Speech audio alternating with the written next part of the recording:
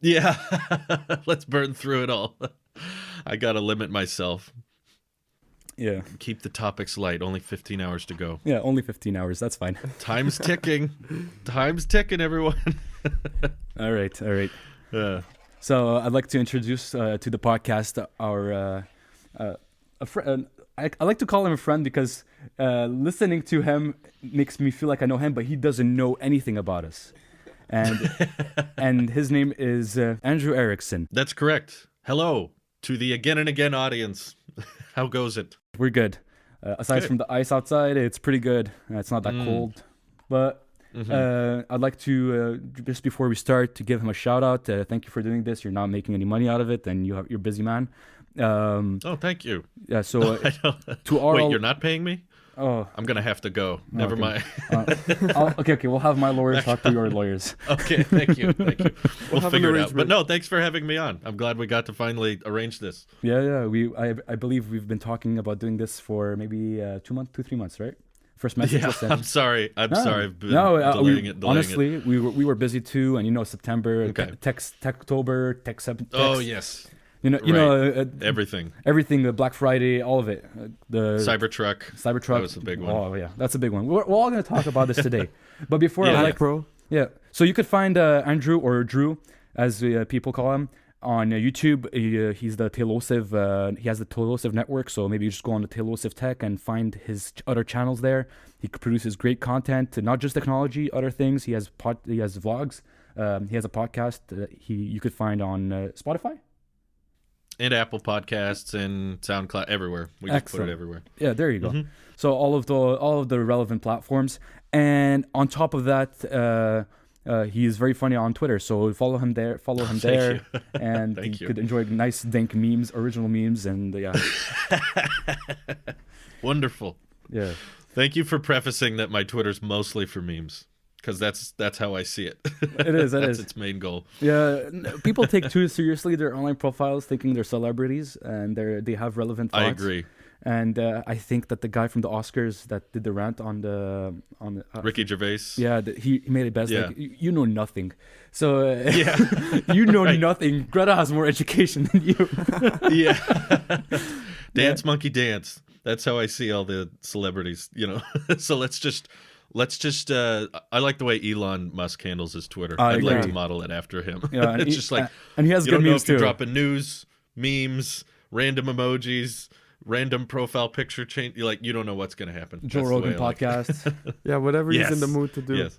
Yeah. Mm-hmm. So Whatever you feel like at the time. he's awesome, Elon Musk. Mm-hmm. And asides memes, like honestly, like the internet is pretty much devoid of constructive content. Yeah. So True. if True. you're not following memes, man, like you have a pretty much depressing life. Yeah, why bother? That's the whole reason we made the internet, was just memes. Yeah, so that makes it worth it. Yeah, it does. Right. All right. So we have covered in the previous episodes about our amazing rant on straws, and since then Daniel finally got the chance to try paper straws. We went to Subway, we went to A&W. Yes, both Oh, of they those had places. paper straws at Subway there? Yeah, we have paper straws. McDonald's doesn't have them yet, thankfully. Okay. Because they have the drinks that are the milkshake drinks, the ice cream milkshakes, and right. we are from the belief that those are way too thick for paper straws. Oh, gotcha. And I so, see. Daniel, you tried those straws, and I remember seeing you trying them for the first time. Yeah, Can you please let us know? it wasn't the greatest experience. It was actually pretty horrible. I mean, compared to It sucked. it was pretty bad. Well, at least the straw actually sucked the drink. Yeah. So, Oh yeah. but yeah, I have tried a paper straw before. It was not fun. I don't remember liking it. When we recorded the previous episode where we talked about this topic, Daniel only lived the experience by me sharing it to him. But now that okay. you live the experience, the paper fibers on your tongue being shed, the tip of the straw going mush after maybe 10 minutes. Yes. Ugh. Do you agree with what I said? And did I under or overrepresent it? you probably underrepresented it It's pretty bad experience. Wow. The rant was too Okay. moderated. Yeah. Yeah. Too That was moderate. the last straw of paper. That broke the camel's back. Yeah. Right. So many straws puns. I'm fine with traditional straws. Yeah. If we can keep those if possible. Yeah, we did discuss alternatives to paper straws. In the university I go to is the University of Quebec in Montreal. In the coffee shop, there's like a student-owned coffee shop. They use pasta stirring sticks, like actual pasta, to stir the coffee instead of wooden ones. And I found this very nice because I'm a besides being an Apple fanatic, tech lover, and coffee. I enjoy coffee. Like coffee is one of my things. Daniel knows. I try all kinds of coffees. Tim Hortons coffees is from the most the best. Above all, Starbucks stands no chance. If ever you come to Canada, try our McDonald's coffee here. It's excellent. It's not the same. Okay. Well, I'm not a coffee drinker, but I believe you. If ever you change your inclinations, you tea drinker? Nothing. No, Nothing. I don't. Nothing. Water. Water. Tailosive I'm a juice. water drinker. Tailosive Water juice. gang. Yeah.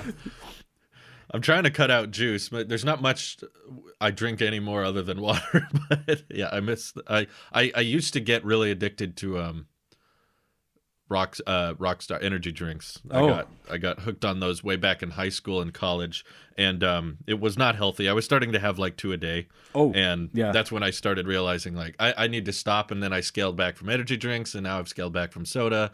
I was never into coffee, and I never really was into tea. But now it's basically just water and the occasional lemonade. Lemonade is good. Lemonade is good. I can't complain. But I'll try a coffee. Yeah. I want to try a McDonald's coffee if we go up there sometime. And now to just go back from where we started, since we had a big tangent, it's fine. We embrace the tangents. This is Okay, good. We embrace the tangents on this podcast. Our viewers know, or listeners actually. Embrace them. Embrace the dark side of the tangent. Embrace the dark straw. Have you heard of the reusable straws? Yeah, the metal straws. Yeah. But the thing about it is, you never have one that's clean when you need it. That's true. I've never used one. I have some friends with one. I think that's the one they called the last straw. Yeah, I was like, that's such an appropriate name. But they're like, I've let's never get to tried one market out. before all the good names disappear. Yeah, right. Yeah. I did try that paper straw once, and everything you described is just hitting the nail on the head. It was just like the worst possible way to consume any beverage. Yeah, it is. And so, in our hopes to find a solution for paper straws or other viable alternatives that are that could appease the eco crowd, and all the while satisfying our longing for a solid straw that like flows properly, as right. And that's in reference to CGP Gray's podcast, if you know who he is. We hypothesize. How do you say that word? Hypothesize. Hypothesize. You got it. There you go. Daniel is my my vocal assistant. He helps me to say words I can't speak. Language coach. Yes, exactly. I need some help from Daniel because I mess up a lot too. That's why there's so many jump cuts. It's fine. The way you zoom in and out, you can't tell. You can't tell. People ask like why there's so many jump cuts. That's why like I only cut whenever I make a mistake. That's how many there are. Just every video takes an hour to record. But you conceal them in a good way. See, another tangent. Let's embrace it. You conceal it in a very good way by zooming in and out, so it gives you the appearance of just changing the aspect ratio or whatever they call this, the zoom. Yeah. While it was in actuality a jump cut, which is right. Awesome way of fooling people's minds. Disguise. But then again, your YouTube channel is pocketable. You could put your phone in your pocket and just listen to what you say, since you're True. Low attention span, very Yeah. low out there. So I'm trying to adapt to it. You're one of the only. It's basically a podcast. Your YouTube channel. So I could put it in the car and most of the time not miss anything. Aside if you have like images or cool effects. Yeah, some cutaways occasionally, but you don't need those. They're Yes. not necessary. I get it. Yeah. But to go back to what we were saying, we hypothesized whatever that word is. I'm not gonna try. You were close. You got it. Yeah, that they should make pasta straws, just like the pasta stirring sticks. And but then Daniel is gluten intolerant. He's celiac disease. So okay. So then they have to make gluten-free straws made from rice flour or barley. I could get on board with that if it had the same like rigidity of a plastic straw. Yeah, but without the defects, I guess. Yeah, I could get behind that. And then you can eat the straw after you're done. Yeah. Ooh, yeah. Even better. And then the bad parts of town where there's a lot of homeless population, where the homeless people would storm the McDonald's and the Tim Hortons and whatever to steal the straws and make pasta out of them. Yeah. Food grade straws. Right. Get as much as you possibly can. They ask for like boiling water from the counter and then take all the straws. There you go, a plate of pasta. you go to a Thai place and they give you a bowl of broth and a bunch of straws in their paper sheath, whatever. It's like you just sip and it melts in your mouth. Right. There's too many puns you could make with that. You could be like, this pasta sucks in a good way. Yeah. I'd get behind that. Yeah. But it turns out it exists already, and CGB Cray shared a link for Amazon barley straws and rice flour straws. Oh wow! I don't know if they're edible. Okay. That's the thing. They might use a food safe bonding agent for the straws. I don't think it's like cooked as a pasta. Like formed in a tube and then cooked. I don't know. Maybe. But like anything's edible if you try hard enough. But it might not be good for you. I guess they use some mixture of like Elmer food grade or food safe glue and like rice flour, and then they compact it into a mold and then just inject it. Right. Yeah, so it's technically edible. You like won't die if you eat it, but it's not. It's not like 5-star Michelin chef. As long as it doesn't go in the turtles, that's the main objective. Because now the turtles will be happy. They're gonna have pasta. Yeah, feed the turtles. Another viable option that we proposed was wooden straws, bamboo wood, but they tend to leave a taste of the wood. So just the sheer fact of trying to like bleach the straws to remove any aftertaste that they may contain might make it cost prohibitive. And since they're just throwable straws, it's I don't know. Right. Yeah, that'll be a lot of work, but I got the perfect solution. Just leave them plastic. Yeah, keep plastic. Hey, just keep there's plastic. an idea. Just make it biodegradable. I could get behind that. Biodegradable. Yeah. I saw someone that made a straw that's water soluble. I'm like, did you think this through? water soluble straw. It like dissolves into this gel after maybe a few hours, but like. I keep my cup from the drink after I leave. Yeah, I feel like that wouldn't work. Yeah, it'll work perfectly. The straw just gets smaller and smaller throughout the day until it's completely gone.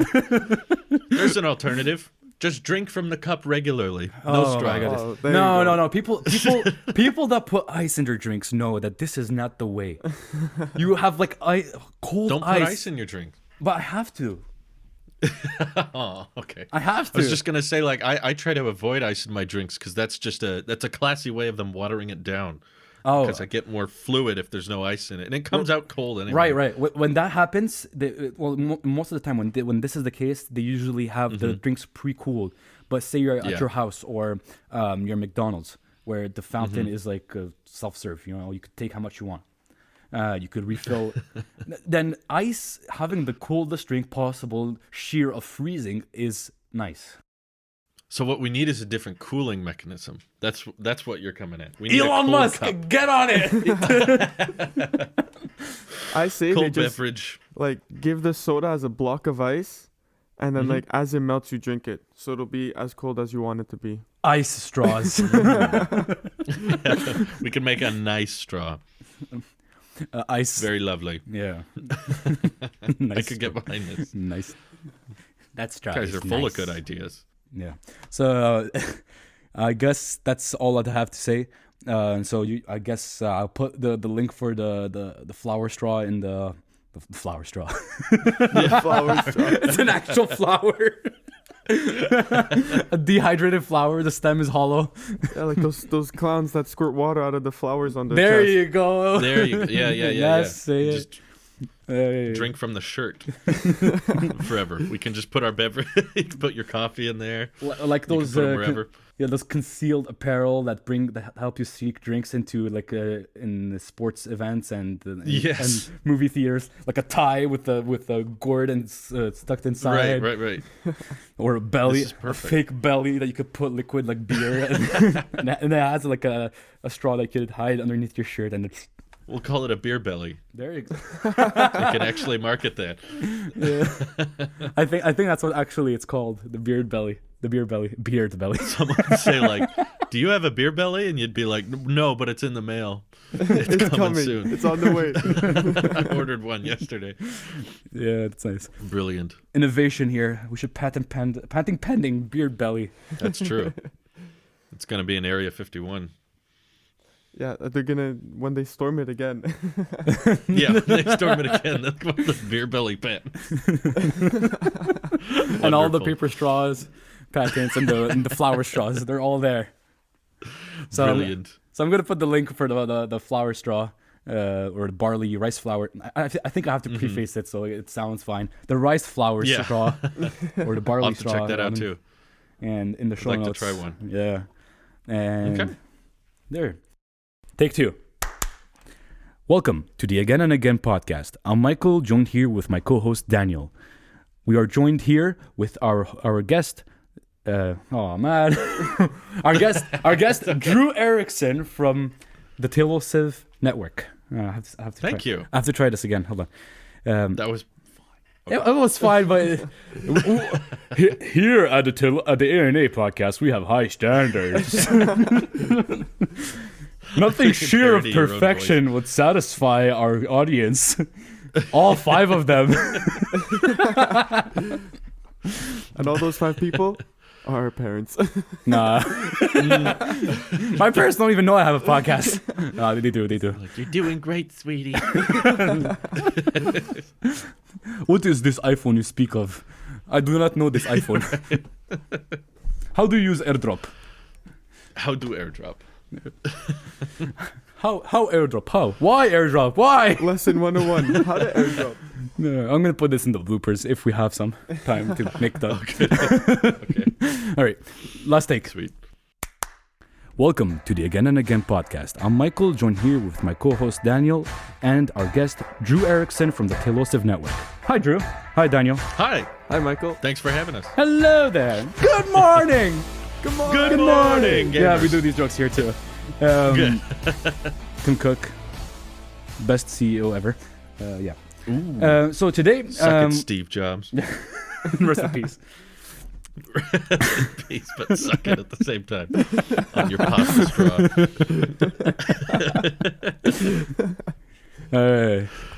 Bye, Sorry. Johnny Ive. Oh yeah, he's on his way out too. He is out. Shoot. He's officially out. They removed him from the website. Right. He's officially gone. So no more. He's in love from. Yeah, love from what?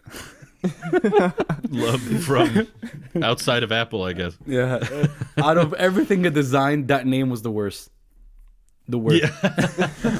Everything. Yeah. Like, even. I'd like to see him just make his own product or start designing things from other companies that aren't Apple. It'd be kind of weird. Yeah, like gold rings, diamond rings, and. Yeah. I saw him. He designed this ring that's entirely made of diamond, not like no metal on it. So the whole thing is a cut diamond, and it's like, that's weird. And so like that ring, you can never gain weight because you can never resize it. Yeah. Oh, that's true. So it only fits one hand. Yeah, like the Cinderella thing. He made the ring. Yeah, the ring to rule them all. Yeah, right. One ring to rule them all. 7 were given to Samsung. All right. So today, it is fitting that Drew is here because we were going to discuss the EV evolution, all you want. Yeah. We've never discussed this topic. We maybe touched on it briefly, but as you know, since we are Apple fans, we most likely and definitely love Tesla. Since very it close. Is, in mindset, it is mostly,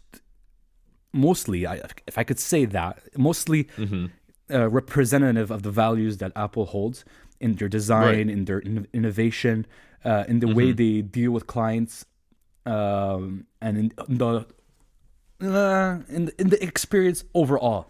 Maybe early stages Apple, not like today. Maybe a stage Apple from like 20 years ago, when they just they'll get there eventually.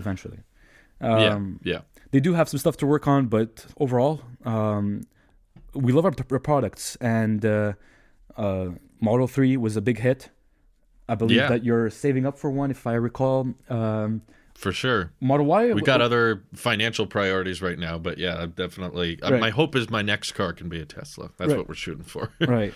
And so there's the Model Y that's coming out soon. There's the greatest of all Tesla vehicles, the Tesla Semi. Yes, thank you. I was worried you were going to say Cybertruck. And you could put you could put. I can't wait to see modded Tesla semis with the extended cab where with the sleeper cab inside. Yeah. So like a giant trailer on the back you can just live in. Yeah, then you strap a power. I just like the dual displays. There you go. Sitting in the front. That's what I love about it. Yeah. I just want a semi. Yeah. Get out of the way, peasant! Get out of the way! You put a snow shoveling slanted plow, and then you pull off the road. Get out of my way! There's no crumple zone. The crumple zone is whatever you run into. There That's the semi truck. And then recently they released the what is it called? Cybertruck. Yeah, Cybertruck. Cybertruck. That little thing. The beautiful abomination that only Elon Musk could love. The face that only Elon Musk could love. And really flew under the radar. Barely anybody knew about it, but it did come out. Yeah, it is. They knew there was a truck, but no one knew what it looked like. Yeah, right. It killed me how all the prototypes and the designs and the renders online about the Cybertruck. And how not even close they were. Like usually when they're making a render for like an Apple product, they're kind of they have a few things down. Like, oh, okay, maybe they have the overall polish wrong and the curves wrong. Right. But it's there, you know. But the Tesla Cybertruck, not even way close. Off. No, everyone was off. Yeah. So it was just satisfying to see a new design that was actually unveiled at an event. That's what I was refreshed by.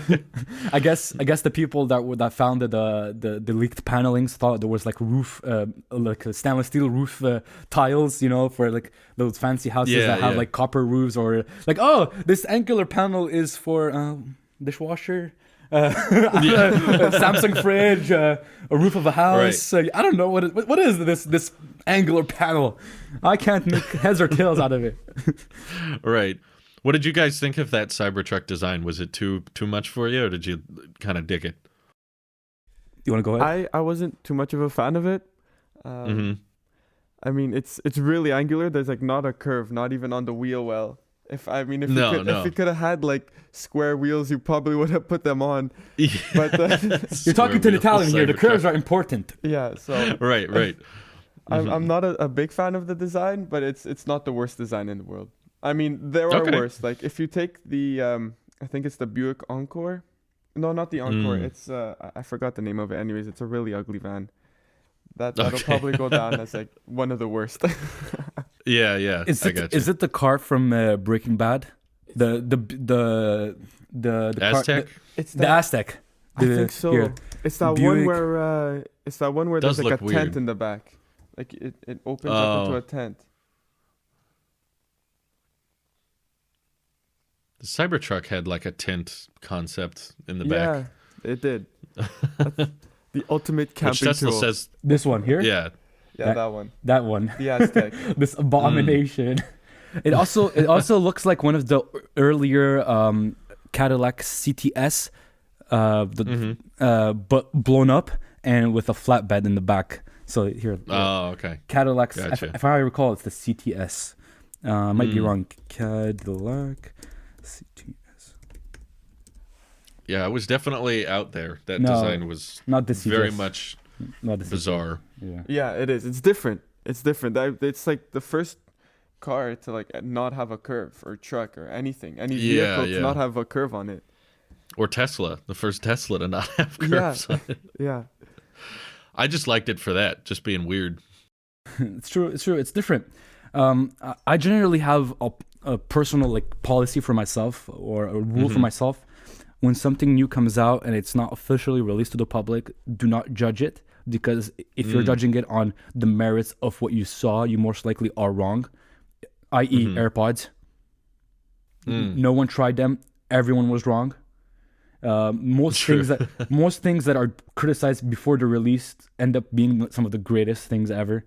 True. And vice versa. There's a lot of things that get praised pre-release that end up being flops. AKA everything that comes out in CES. The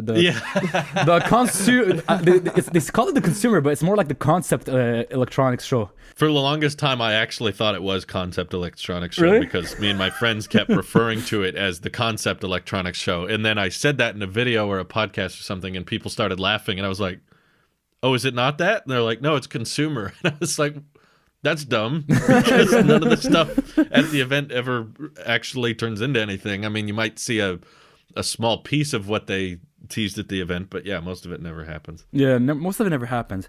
And I'd like to give some praise to Apple Insider.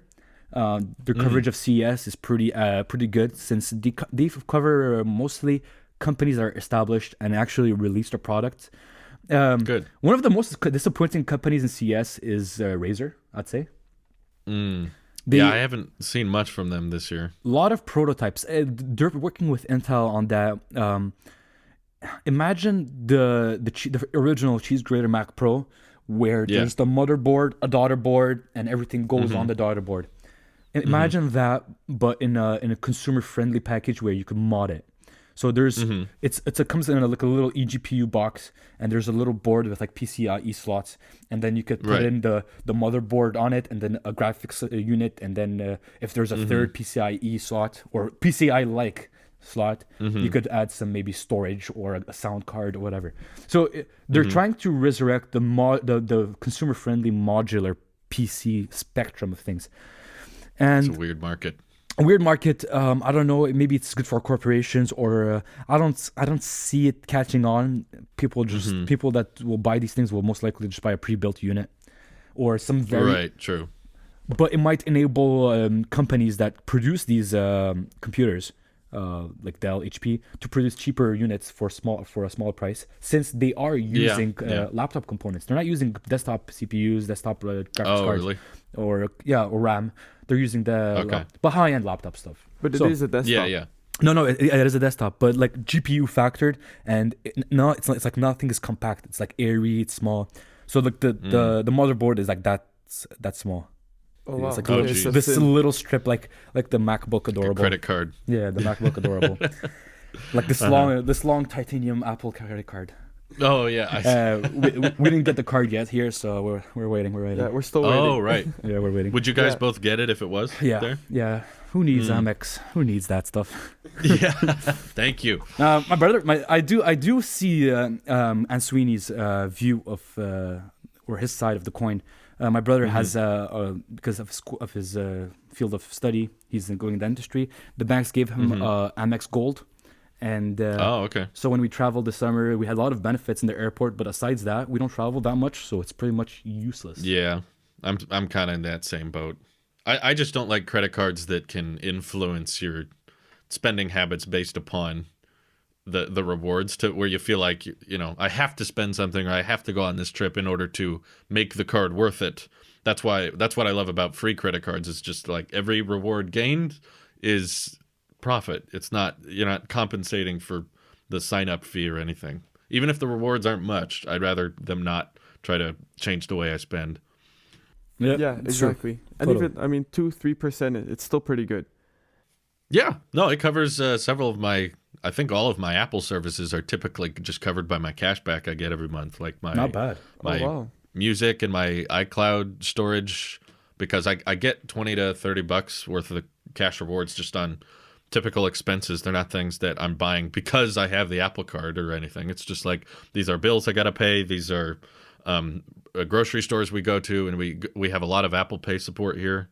What's Apple Pay support like where you guys are? Amazing, everywhere. Yeah, it's good. Good. Except Walmart. Awesome. Oh yeah, same. Get here. with the times, Walmart. Get with the times. I think they've actively denied it, like because they want everyone using Walmart Pay or whatever. But we don't have that here. Oh really? Yeah, well, that's like, make your mind up. Yeah, they just don't have PayPass in general. You have to put the card in. Now tell me, does the Apple credit card, the physical card, the titanium one, have the swipe strip?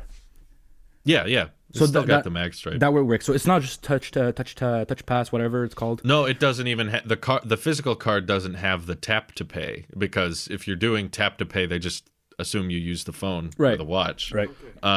So you have the chip reader and you have the mag stripe, and then for tapping you just use your phone or watch, which most of the time, like I went to a doctor's appointment yesterday, and even the doctor's appointment supported Apple Pay, so that was cool. Right. Yeah, so generally speaking, here in Canada, everything supports, because we have these like receivers that mostly every company uses a generic variation with like the bank's logo stamped on it. And right. Since banks are smaller number in Canada and bigger, compatibility across the banking system is pretty unanimous. Like when something comes out, every bank adopts it. Since there's like 5 banks. Yeah, there's like literally 5 banks for the whole of Canada. Wow. Okay. Gotcha. So whereas in the States, I think there's like a different bank. Like I saw the Bacon Bank branch in somewhere in Texas. There's some terrible banks. There was one bank I saw called Rob-A-Bank. Oh wow! And it was kind of spelt that way, and I was just like, they're asking for it. Yeah, you're risking you guys it just there. asking for it. Yeah. That's where I think they went out of business though. No, I wonder why.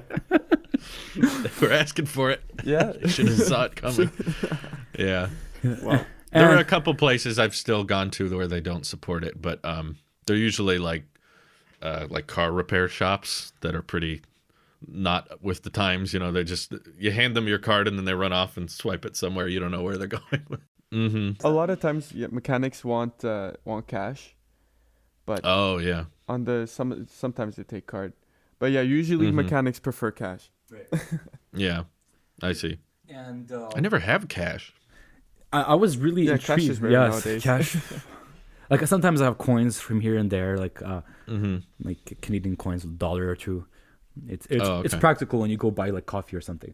But aside that, not really much. Not because now there's a reward incentive, like at Tim Hortons. They have like this Starbucks looking application where you could get points or whatever, and all that stuff is like basically.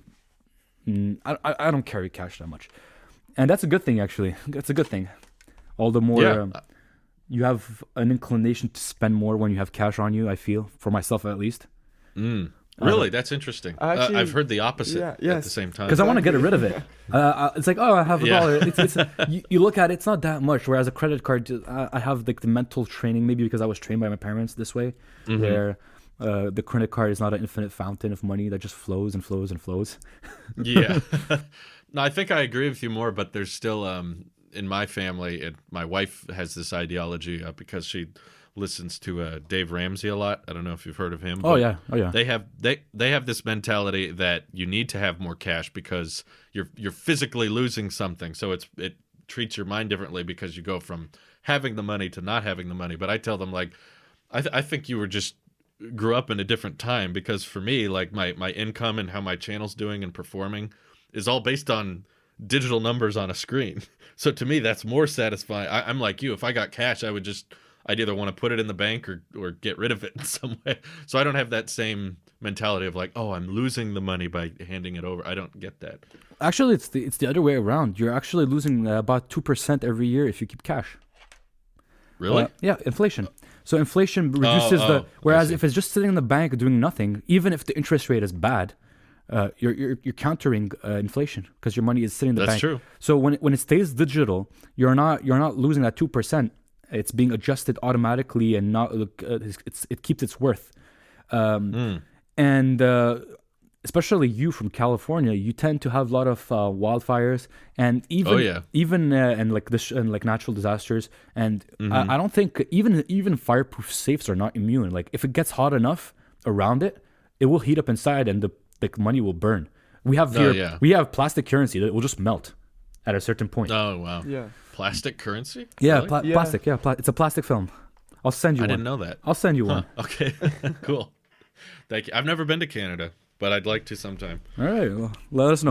My wife and I are trying to do one big trip a year. Not so bad. I think this year it'll be Australia, but much later when the fires have died. That we have a thing against fires, you know. Yeah. Well, now Australia, they're not doing that great either. So fire wise, No. Yeah, exactly. Yeah. I try to preserve everything digitally as much as I can because I actually think that has a higher likelihood of surviving than physical things, which a lot of my family and relatives don't really grasp. Like a lot of them are like, I don't want, just social media pictures or stuff on the cloud. I want the physical picture. I want the yearbook. And like my wife bought all her yearbooks throughout middle school and high school. I never bought a single yearbook. Same. Because I don't want a big book of pictures of people I don't know because I didn't even talk to the people in my school. And then they charge you $40 for that thing. That's crazy. Yeah, and my wife's childhood home got burned down in the campfire last 2 years ago now. Wow. Right. And all of her yearbooks were destroyed. All of her family photos and stuff were destroyed. Like she lost a ton of stuff out of that. And so when she asks me if we had another fire and our house was going to get burned down, like what would you try to save? And I was like, the computers probably. I take the expensive stuff first and work my way down. So iMac Pro, laptop, iPad. And she was like, yeah, what about your memories? And I'm like, oh, they're on the cloud. I'm not worried about that. Your silver play button from Google. Oh yeah, that. And that newspaper clipping. I remember when you got this. The newspaper clipping from the Tailosive. Yeah, you can just barely see it on my FaceTime call right there. Right. I guess the audio listeners can't see it. It's there. Trust us. Just go on his YouTube channel. He made I think a podcast about it on the vlog. Yeah, it was a while ago. Just watch all his vlogs. Watch them all. All of them. Go binge watch all of them. Yeah, there's a playlist. I think. I've done that a few times before. Actually, I just get bored sometimes, and I like getting flashback to what vlogs used to be like, and I can get a taste of the network and stuff of what it used to be. But anyway, I used to do that too, but it's so time prohibitive. I don't do it anymore. Yes. I remember in high school, actually college, I watched all the back catalog of Casey Neistat's vlogs. Oh wow, that probably took a while. It took a while. It took me a few months. Sure. My dad was like, dude, you're overpassing everyone in the downloads because Casey Neistat doesn't skimp out on the high quality, and I was using I was watching on the Mac, so default goes to the highest quality of of content. So I'm like, okay, I'm watching in 1080p 60 frames per second, and now I'm watching in 4K. Oh, dang. So for a month or two, I binge watched a TV series. Yeah, that is commitment. Oh yeah. Jeez. Wow. That's the benefit of having content that's not time sensitive. That's true. That's true. So tech videos are not. Tech videos are super time sensitive. Yeah. I've done a lot of videos that become irrelevant after a day or an hour. That is true. Those are always the funniest. Like most cars that are being shown in CS. And now let's transition back to our topic at hand. Oh yeah. See that segue? Yeah. So. Well done. There you go. Well done. Professional segues. So yeah, the Sony car. Sony car. That actually intrigued me. I found it. I really like the design of it. It kind of looked like a hybrid between a Tesla. Before you get into it, you want to do up to speed? Yes. All right. So Sony, not announced. They revealed, I guess you could say it that way, a car at CES this year, and basically it's Sony made a car. They designed a car. They partnered with a company. I don't remember the name. It's a small. It's a 4-door sedan, 4 motors, I think. Yeah, 4 motors, and really what they did it for was to show how their technology, how their camera and their audio technology, and how they use cameras for the rear view mirror and the side view mirrors, and how high quality it was and stuff like that. They didn't say they're actually gonna put into production, because it takes a lot to put a car into production. They have to figure out They have to figure out the financials and all the volume behind it. It's not just let's start a Kickstarter and maybe produce this car. And right. What do you guys think? Are they gonna push that one? Or are they gonna put it in mass production? I think it's beyond the point if they're going to do it or not. I think it's an interesting thought process or a thought experiment. Because if you think about it, here, like Sony only needs a company that makes a frame of the body and a motor. Yeah. Everything else they make it themselves. They're like a bit like Samsung, but for Japan, where they make components as well as products. So they make cameras that are really good. They make TVs. They make batteries themselves. They have their own battery cell technology that's pretty good. True. Like they have their own chemistry for the lithium ion stuff and their own research and R&D. They make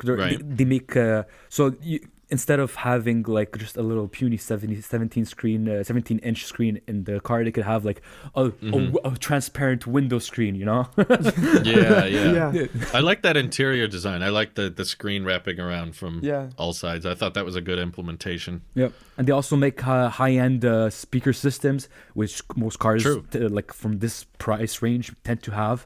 They make furniture tech, like high-end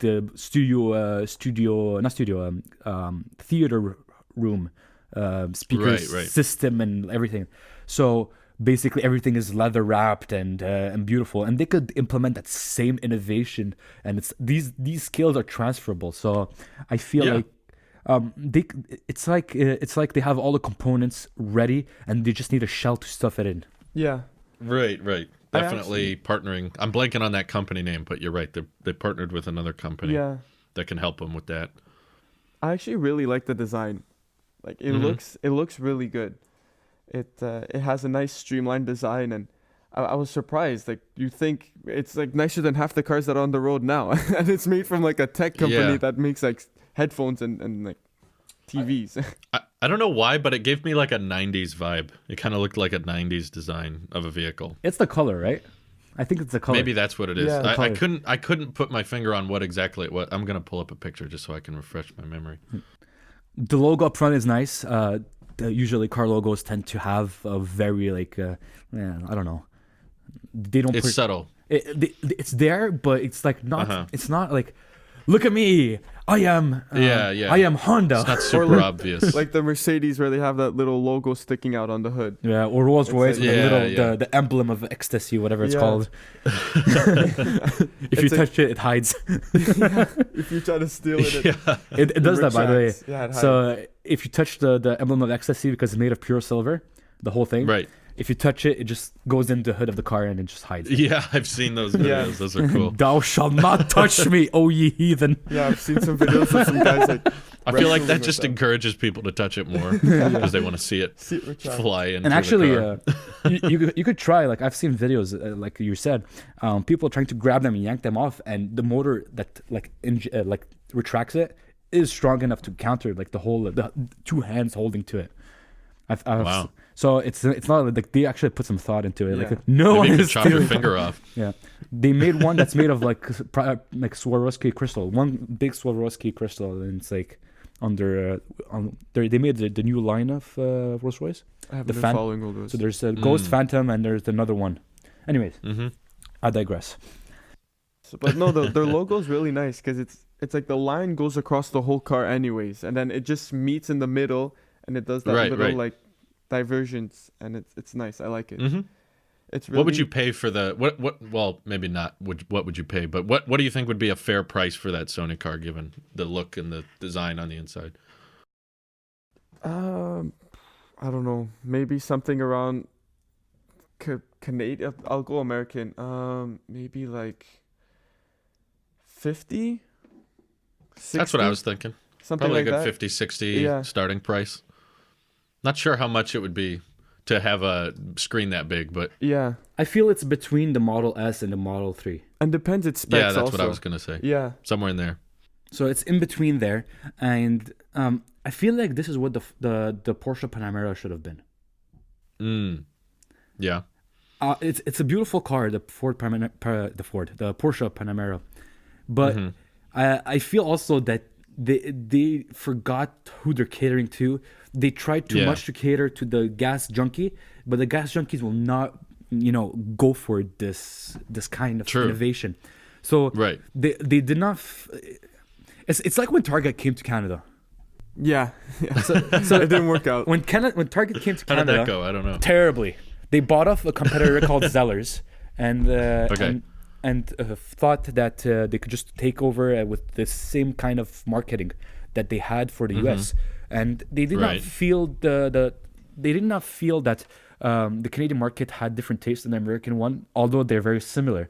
And so they apply principles that only apply to the United States and not Canada, and they didn't go really well. Walmart crushed them and had like this big margin where they expanded so big that now the market is inhabitable for anyone else. Yeah, it didn't really work out for them. So prior to Target's coming, Walmart was only retail, and like toys and stuff. But now they have more car parts, more car involvement, food. Like they went all in the food. Yeah, they also brought like the super center Walmart, like where they brought in like the produce. Yeah, I've been to those. Yeah. Yeah, now almost all of our Walmarts are converted to the produce like that have food. Do they have a restaurant in them too? Yeah, generally speaking, usually. McDonald's or Tim Hortons. Yeah. Ours is usually Subway. I've been to like several Walmarts with Subways in them. Never Subway. No, it's all McDonald's. I think McDonald's has. I'd rather have McDonald's. I miss McDonald's. I haven't been there in forever, but I want to go back. All right, desperately. I'll get my brother's Amex Gold. I'll bring you here. And we'll go we'll go to McDonald's in the Walmart. I've always wanted to go to Canada so I could just have more McDonald's. It sounds lovely. Yeah, you'll have the coffee. Yes. Your flight will probably be delayed because of the ice on the runway. Oh man. True. Yeah. Oh well. There's also this other company in CES that announced a car which has a 48-inch TV screen. So oh my god! So take that XDR Pro display. Take that. You and your puny 30 inches. Puny 30 inches. What's 30 inches, man? What'd be interesting is if like the Model 3 screen. I've seen some modification videos of people that can just kind of pop it off and they can adjust it a little bit because it's just a few wires that like connect the computer part of the car to the monitor part. So what if you could start putting other monitors as your Model 3 display? Some guy just gets his 32-inch Pro display. He stuffs it right in the center. It'd probably be knocking on the steering wheel too. But he's like, hey, I got extreme dynamic range on my Model 3. This display is more expensive than the premium tires and the premium rims and autopilot combined. Yeah, right. That would be funny. Oh, that just to stream Netflix when you're charging up at 6K. Oh man, that'd be hilarious. If full self-driving comes out, then you can watch Netflix while you're driving. Yeah. Very safe. Although that would be a cool concept where in relation to the XDR display where you could rotate it into landscape and portrait mode. That'd be interesting because some viewing applications are more practical in some orientations. So I'd imagine something like the Facebook portal. I don't know if you've ever seen one of those. This like just if you look it up, it's like this elongated screen that's made for like live chat and video conferencing for companies with Facebook. Oh, okay. With Facebook? Yeah. What? And no one will buy that. No one. So one company is like, oh, let's buy the Facebook portal so our security gets compromised. Yeah. For real. And all our ideas gets stolen by some Chinese hacker somewhere in the world. It's kind of like some people prefer the Model S and X portrait mode displays. Right. So if they're just in the car, you could just swivel it either way you wanted. Would be kind of cool. Honestly, I'd have both. I think Mercedes has a cool implementation, especially in the S line of cars, where you'd have the traditional like dashboard, but instead of stopping where the steering wheel port like area stops, it just continues all the way to the other side. Yeah. So it's like this strip like this, and it just goes all along. I'm trying to show you with my hands without right. with our I get it. Yeah. And so both people could like share the usage of the screen all while being functional, and then you could divide it. It has Android TV, Android TV. That'd be cool. No, it's a good idea right there. Call me. Google hire us. Yeah, He's Google. sitting there in the car with the remote, swipe through it. I actually used. I know this isn't on topic at all, but It's fine. Embrace it. Embrace. My what's the title again? My stepfather. No, not my Mental gymnastics. stepfather-in-law. That's the relation. It's my it's my wife's stepdad. Right. I think that's the terminology. Yeah. He has quite a bit of tech at their house, and he has a NVIDIA Shield TV, which I'd never used before, and it has kind of a neat remote, like the volume control on everything. And I got my experience with Android TV, which I've never talked about, but it was neat. So if you put that in a car, I'd be sold on that. Nice. That'd be interesting. Put an Xbox, a gaming TV, gaming computer. Even better. A Plex server in the truck. Have you experimented with Plex server stuff? No, I haven't. No. Oh, me neither. But have you guys? No, but I hear it's a really good way. The ATP podcast, as I alluded to in our pre-show or prior to recording, they're very big fans of it. They kind of create their own like catalog of movies and stuff like that, and they just refer to it instead of like renting over and over the same movie from iTunes. They just have it. Okay. They buy the CD, they have the rights, and then they keep the CD, but digitally put it on their server. And then that's interesting. And then from that server, they could stream it anywhere, and then share the stream with their friends, and they could share the content. So if you create a network of friends that have each one their own Plex content, and that then you could access it's like basically a DIY streaming network for hackers or white hat hackers, but it's completely legal, completely legal and marketed and everything. It's a nice concept. I think you could also do it on your Mac. There's an application for it where you could set up from the App Store directly. Yeah. But it's interesting. And I just use Disney Plus enough already. Oh yeah, same here. We got it watching Mandalorian. Pretty good. Yeah, pretty good show. Yeah. I was just editing our movie review of Mandalorian before we started recording. I have spoken. I have spoken. This is the way. Yes, this is the way. But I haven't had to pay anything for it yet because my buddy Nick has a free year with Verizon, and he just let us use his account for the first year. So nice. We haven't paid anything yet. Not bad. Yeah, that's good. It's like Apple TV, Apple TV Plus. They have pretty much. If you bought a device, you get it for free for a year. Yeah, so have you guys done anything on TV Plus? I watched For All Mankind. Okay. I actually found it was pretty good. Yeah. I enjoyed it. And I haven't seen that one. Yeah, since I'm a student and I have the Apple Music, the student. You get it for free, right? Yeah, they automatically grandfather me in, or I think that's the word. Good. Grandfather me into the system. Yeah, that's it. And I don't have to pay for it, which is nice. Wow. Daniel bought a the MacBook Pro Lite. And you don't know this reference. So but I can make it up in my mind. No, the smaller MacBook Pro. So the 13-inch that is Pro, but that they used to have the escape buttons, but with only the 2 Thunderbolt ports. Oh yeah. But now has a touch. What is it called? So it still has 2 Thunderbolt 3 ports, but it has a touch bar now.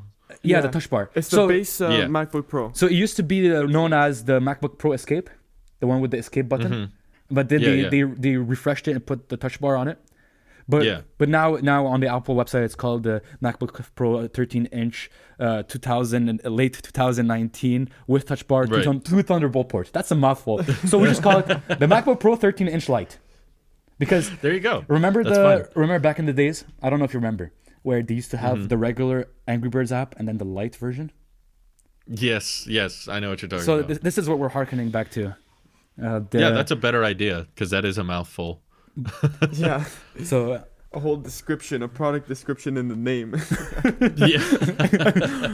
the Intel 477 HQ, 5 gigs of RAM, 3 megabytes of cache. That's in the official name. Yeah. Backlit keyboard, 72 kilowatt hour battery. Right. No autopilot. Yeah. They did simplify it a little bit though. I like now that like all MacBooks have Touch ID. Right. All the Pros have the touch bar and the Airs don't. They made it easier last year than it was before, but it's still mouthfuls. Yeah. Easier mouthfuls. That is true. That is true. Mm-hmm. And speaking about mouthfuls, let us talk about how much trash all those Chinese companies that are in CS with those prototype cars. Have you seen those like Chinese branded? There's one that's pretty nice, and it's actually a viable solution. It's like the Tesla of China, but all the other ones. There's like, and then The Verge comes out with this article. This car company will kill Tesla in 5 years or something like that, you know? Oh, God. With all those like clickbait titles. This is the future. This all is the way. Tesla killer. Yeah. Those like clickbait titles. This is the Model 3's worst nightmare. Like all these like, and then all these cars that aren't going to come into production for probably 3 years or never, or get banned by Donald Trump. Like no, thou shalt not enter to the United States. It's like running Huawei software on it. True, that's true. I didn't even get that far. Yeah, plus Tesla just opened their China Gigafactory, but yeah, I'm sure China's gonna kill the Tesla. Yeah, so no doubt. So that's the state of electric cars right now. Mostly Tesla's dominating everyone. Every other company, like the established brands, have some variation. I think I think it's Jaguar. They have the I-Pace, F-Pace E, whatever it's called. Volvo has the XC40, that's all electric. And then they have their other variations of eDrive, which is hybrid. And then there's, what else? Mercedes, Hyundai. Porsche just announced the Taycan. Yeah. And Ford is doing the Mach-E. That's what I think has the best chance against Mach-E, Tesla, is probably the Mach-E. Yeah. It's at a decent price point with decent range, which is... From what I've a lot seen, of car companies don't seem to understand that range is like a top priority for most EV buyers out there. Like that's the main thing they're looking for, which that happens to be one of Tesla's greatest advantages. So it's hard for everyone else to get the leg up on them at that point. It's easy. It's like self-driving. And basically more than 300 miles of range. That's it. Everyone will feel safe after 300. Oh, and a design that doesn't look like trash. Yeah, that's like the Honda Inspiration, whatever, that has like the half of the wheel covered with the body of the car. That is old, it's trying to like oh my goodness, like those 50s cars. I saw one the other day. I cringed so hard. I'm like, oh my goodness, how can you drive I'm this? not a fan of the BMW i3 either. No, me neither. Me neither. To me, that thing looks like a alien wanted to make a car that looked like a human car. It's like, this is what you humans drive, right? But it doesn't have it's not an electric car. It's a hybrid. It has a gas engine. Oh, it has. But they have a fully electric version. Fully electric, but the range is only 150-ish miles, and then the gas version. Awful. The gas version maybe gives you 2 gallons of gas, and it's a really small engine, and the engine basically just runs the battery or the motors. I'm not a fan of hybrids, to be honest. Me neither. I think you get the worst of both, because what happens is you make a battery pack and an electric motor that have to also carry around a gas tank in an ICE. Right. So internal combustion engine, for those who don't know. You have to carry around both, and then the internal combustion engine has to be extra low powered and small, but it's also hauling the big bull battery pack and the electric motor. Plus, like, half the advantages of going electric are like there's less things that can go wrong. You don't have to worry about any emissions. You don't have to worry about oil changes. You don't have to put gas in it. So to me, some people have the mentality of like having both. You get the advantages of both. Where I see it as the polar opposite. You get the disadvantages of both. Yeah, I agree. I'd rather commit. But then go either all gas or all electric. Pick your side. Yeah. Right. Then again, here we live in Canada, so our options are kind of limited. For first, the Tesla supercharger network is barely developed. I think in Montreal, Laval, in the greater Montreal area, we only have like 2. Yeah, there's one in Fairview and one in another mall. Like Tesla? I heard they just activated a big line of them across the country. So they're working on it. All 6 of them. Yeah. No, they have some at a mall. They have some. Yeah, not Carrefour yet. Only Carrefour has. No. Yeah, they do. Oh no, like the really? Yeah, they have superchargers. Really? I'm pretty sure. Yeah. Oh yes, right next to the Sheraton. But okay, it's the Sheraton, not in the Carrefour. Well, right. Whatever. All right, we're They're splitting. We're splitting hairs. There's also less people out there, so that's probably why. Right. Yeah. But our population is densely populated. We're like very dense. It's like almost everyone lives in Laval and Montreal. Oh, yeah. In the greater Montreal area and around the island of Montreal. That's where everyone lives. So I think California has more people than all of Canada. Canada. You're like 48 million, and we're like 38. We're like 35 or something like that. All 35. That's like years ago. They're pretty close. All 37 million of us. Yeah, there's only like Canada is 37 and California is 39. So they're almost the same. Almost the same. But yeah, there's only I think 4 million people in like the greater Montreal area, so Oh, okay. yeah, there aren't too Well, many. luckily you can charge from home, so it's not like you have to supercharge like you have to go to a gas station. Yeah, there you go. Yeah. But everything is very packed in Montreal. So like okay. basically I could go from one end of Montreal to the other in like from if I split it in half in like what? Yeah. 20 minutes, not even. If you're lucky, if you don't get traffic. I don't get traffic. Like if you There's go always traffic. if you go at night, like in the middle of the night. Yeah, you have to go at like Wow. 3 a.m. or something. Even Sunday morning, Saturday, whatever. Yeah, there's a always lot of traffic. construction. And there's always people, man. They're basically rebuilding the whole network here, so that's terrible. Everything was wow. built in like the 60s and it's all falling apart. The state of the world. In The state of the world. Or the Well, state at least of they're Montreal all, with the Quebec government. Yeah. The benefit though is of getting the newer superchargers is I believe all the ones they just activated in Canada are version 3, which a ton of the superchargers here are not version 3, which means you got to be at the supercharger longer, whereas the version 3 one's super fast, like I think that was a move they 50 envisioned. miles. They envisioned that they're gonna get innovations in supercharging, and they're like, let's get it rolling in the States so it can make money. And then all the other countries, we're gonna Kazakhstan got their charger. Yeah. What's that, one of those countries? Like that one dude that has a car there. Yeah. Just like the only thing I don't like about electric cars is how each company has their own like proprietary adapter for charging. Oh yeah. Like I find that stupid because I know Tesla's working on their supercharge network. It's open source. And Tesla's open source. Tesla's open source. They I think it's use the Taycan. ours. Use our And charge. it's okay. Well, They're I know they're telling all the But no companies. one wants to do it. That's the problem. Yeah, no like one has Porsche. taken them up on it. Well, it's kind of They Tesla's make fault their in that own sense because they could unopen source it anytime they want. So they actually have to take a step forward, but they're not going to do it because that might affect them negatively in the future. Right? Yeah. So they're saying it's open source so they don't get sued like Microsoft did when Apple was dying. Like, you have a monopoly on the market. Like, no, it's like legal protection for themselves. Yeah. They're like, it's open source. Yeah, but there's like the fine print saying that we might change this anytime we want, right?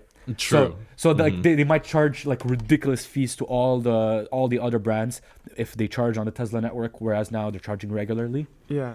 I'm sure, because one thing that happens when you supercharge, it's not just power going into your cars. It has to communicate with Tesla's server so it knows exactly who to bill. Like that all happens digitally when you plug in. So and cars have different requirements. So it's like, this car can only take this much power. We have to adapt all our superchargers to make sure and test it and authenticate, make sure that all the companies, like, they have to create a whole system, and that costs money. So But I don't They should, because They should, but it's like you can only go to certain gas pumps with your car. Yeah, I like know. now all cars have the same way of filling up. But see, that's the thing. You can only go to this gas tank or gas station, and this one fills up a bit faster than that one, and right. I don't know.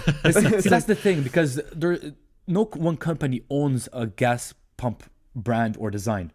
It's like they're different, right? So maybe it's Tesla liquid. It's liquid, exactly. and it's like a hose. Yeah. So like just pouring in. One day Mercedes opens a gas station with like square ports, and like the nozzle is square. You can only get gas at the Mercedes pump. Yeah, exactly. You can only come here Right. with a Mercedes, and you could go nowhere else. Actually, no. The Mercedes could go to round places, but the square people can only go to the. Anyways, it creates a.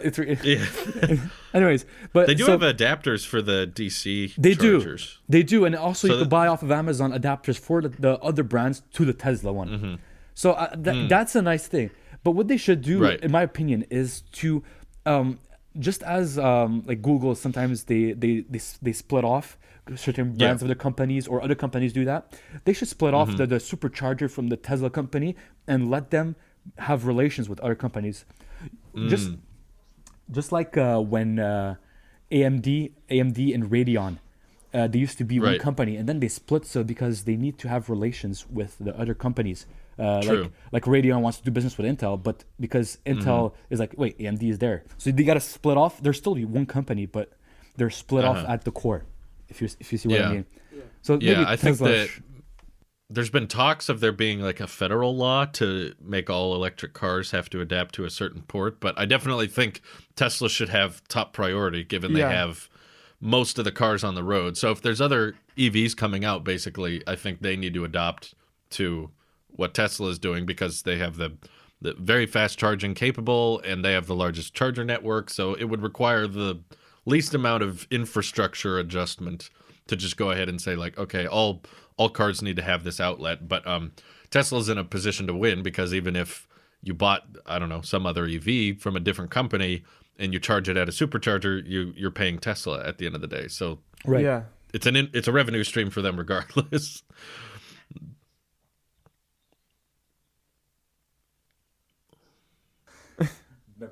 I guess like you could look at it like the way like a port on a phone or something.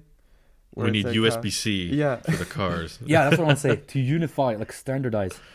And then someone will come out with like, oh, this is not Thunderbolt. It won't work. Yeah. The shape is there, but they're not compatible. Yeah. Yeah, exactly. That'd be interesting, because I do think they need to work on that. But I like that.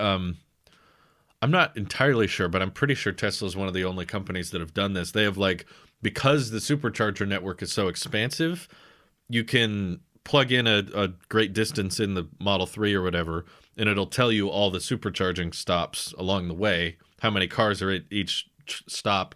And I think that makes it a lot more comfortable for people, knowing that they don't have to like get out their phone and start searching for charge points or gas stations like we do now, where it's like, let's stop and get gas here, get here. It's just built into the car's UI. Yeah, I think they like that aspect of it. Yeah. And worst case scenario, you just find a regular outlet or a RV charging station with the high powered one. I watched CGP Grey going through the Salt Lakes, and there's no EV charging station over there, or little to none. So you had to stop at RV charging stations, use the dishwasher plug thing. Right. And you just got higher amps. Yeah, just overnight charges the whole thing, which is not that bad. Yeah, I think it's overnight. No, just the it's like 30 miles an hour. It's not bad. Which is pretty good. That's not bad. Yeah. I just find the only problem with EVs is if you live in an apartment complex or like a condo, where if you have a house, you can install a supercharger. But if you have a charger, just a regular charger. Yeah, I wish I could install a supercharger at my house. I don't think they'll let me.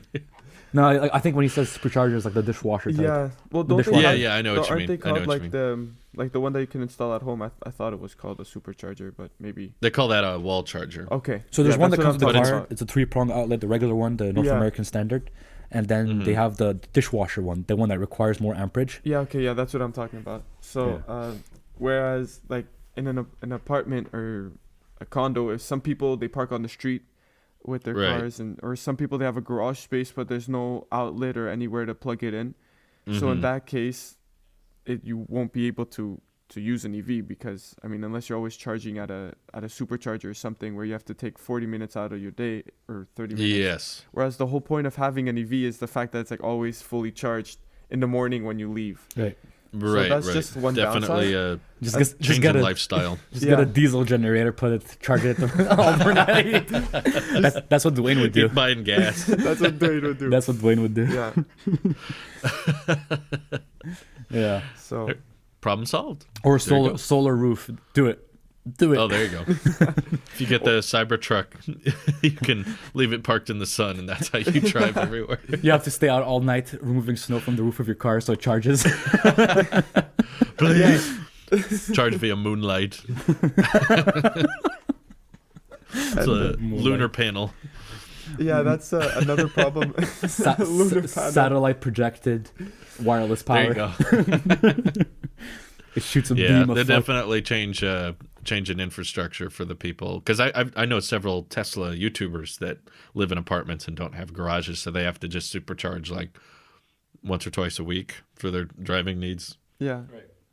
And another problem for us over here is the winters. Oh, yeah. Because it gets cold, and that affects the battery and the range. Yeah, so the batteries have to stay warm to work. Yeah, like in California, it's ideal because it's already warm over there. Yeah. But here in Canada, the battery will actually expand, even when it's not working. It will heat itself up while it's like idle and like just sitting in the garage or outside to keep itself warm.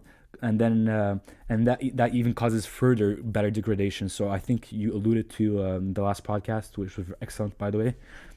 Shout out! Congratulations on that the new record for the longest podcast. Oh, thanks. Yeah. We probably won't ever beat that. Let's beat it today at 15 hours. Yeah, 15 hours. Let's go. Yeah, I watch a lot of Bjorn Nyland's videos. He lives in Norway. I forget. Norway, yeah, and he has to deal with this extreme cold a lot, and he left his Tesla at a airport in the snow for like a month and stuff, and looking at how the battery drains. So yeah, that's another big problem. But I mean, our gas cars don't do great in the cold either. True. Cars they have their own set of issues. I'm not doing that bad.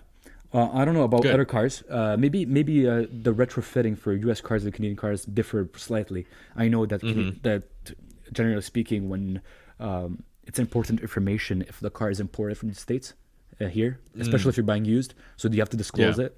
And maybe there's there's difference in productions. In my car I have a Volvo XC60 now. Before it was winter and after it was winter, even with the winter tires, which reduce your efficiency, I'm getting about the same mileage on the tank. And so in Canada right now, there's because of the cold, which is very prohibitive, we have such a big spectrum of difference in temperature, where in the winter we get minus 40 Celsius, and then the summer we get and then at the peak of summer we get 40 degrees Celsius. So, so we get North Pole like and 35. California. Yeah, like some 35. Like my cousin from Florida, like he's in Orlando. He came here, man. Like, man, it's hot here. That's a big range to adjust to. Yeah, it is. So cars here, like especially Teslas, where little details like panel, like imagine paneling adjustment and stuff like that, sometimes are lacking. Although they're really good cars, I don't think they did the winter testing necessary, and I don't see that they did it. And I know they're working on it, which I appreciate. Like their commitment towards putting superchargers proves that they want to improve the situation and make it better. But until chemistry of the batteries improves and they find a way to maybe sustain more energy, whether it is graphite, as we've been hearing for like 100 million years, or like aluminum cells or whatever, like it's not going to be a viable solution unless if like it just wirelessly charged through the ground or whatever, like wireless. Wow. That'd be neat. That would be neat. Like that would be more useful than 5G. I agree. Just suck in 5G waves and turn it into power. Wireless charging over 5G. There you go. Yeah, for sure. And so the most viable electric options here are actually hybrid, where Mercedes has a really nice one, where they don't have a separate motor. It's actually, instead of having a transmission, it's an electric motor that's attached to the engine directly. And so the front tires are driven by the gas engine, but the back ones are electric. So you have this like weird 4x4 situation where if you want to drive all electric, you have the rear wheels only running, and the front wheels are driving on gas, but that's only when you're going at higher speeds or your battery runs out. And for short commutes, it has a small battery, enough for like maybe 30 miles, and then after that it dies. Oof. But like if you're just going from home to work, which is everything here is close, so it's convenient. Yeah. Like I go to work and school, and it takes me 10 minutes from my house, and that's in the city, so that's like 10 kilometers, 6 miles. It takes me a little longer. You live in, because I live a little bit on the outskirts. And I see. I go to school like in the core of the city, so it takes me about an hour. By car. Gotcha. And then again, here public transportation is excellent. Well, compared to the world. Yeah. We complain about it, but when we have a very good public transportation system. Good. You could take a bus to anywhere, the metro, and now they're building the sky rail. Or a subway. Oh, okay. We call them metros, but metro. Yeah, it's a subway. Yeah. Yeah. That's cool. But besides that, like electric here will need a leap in evolution in the battery technology. Yeah. And before that happens, it's not going to become the most compelling option. People will still opt for gas cars or hybrid options. If I remember, like the only electric cars I see aside Teslas are like Nissan Leafs and Cubes, and Hyundai. Yeah, those are the most popular. Yeah, and there's like I a think. few like Kias, the there's Soul, like, Kia Soul. Yeah, Kia Soul. That's the one I'm looking for. The Cube one. Right. And they're generally speaking grandmothers that just go do groceries and send their animals to the vet. So like I'm not kidding. I'm not even stereotyping it. It's like literally that. Like I look at the cars, who's driving it. I pay attention sometimes. Yeah. But like I find about hybrids is that I find it would be annoying that you have to take care of like two things to fill up. Like you have to fill up your gas tank and your electric, like your battery. So to me, it's like failure points. Yeah. It's like you have to worry about two things. It's like, oh, do I have gas and do I have charge? It's not either if you go electric, you're like, do I have charge? If you go gas, do I have gas? But it's like with a hybrid, it's that. It's a mindset battle, I guess. Yeah, but they're pushed to do it. They're pushed to do it because they have to keep pushing for their emissions. If they don't improve their emissions with gas engines, they have to find another way to substitute power. And the only way they've been achieving to do this is to go with hybrid. Yeah, but I don't really agree with all these emission stuff and things like that because we have such strict laws over here, and like our Prime Minister Justin Trudeau, he just passed not too long ago like a carbon tax and all that stuff. It raised the prices of gas in the country, and I find all this stuff. We had something like that here too. Yeah, that they're cracking down over here in Canada and the US, like trying to reduce emissions and all that stuff. But it's like, I saw a study where it said that 1% of the world's emission comes from Canada. I don't know about the US. I think it's a bit more, but 1%. It's much bigger and population. Then China and India was like and the overblown. Asia was like, I think Asia, like all of like India, China, like because all the production is done there. It was something like 50%, or I think even more.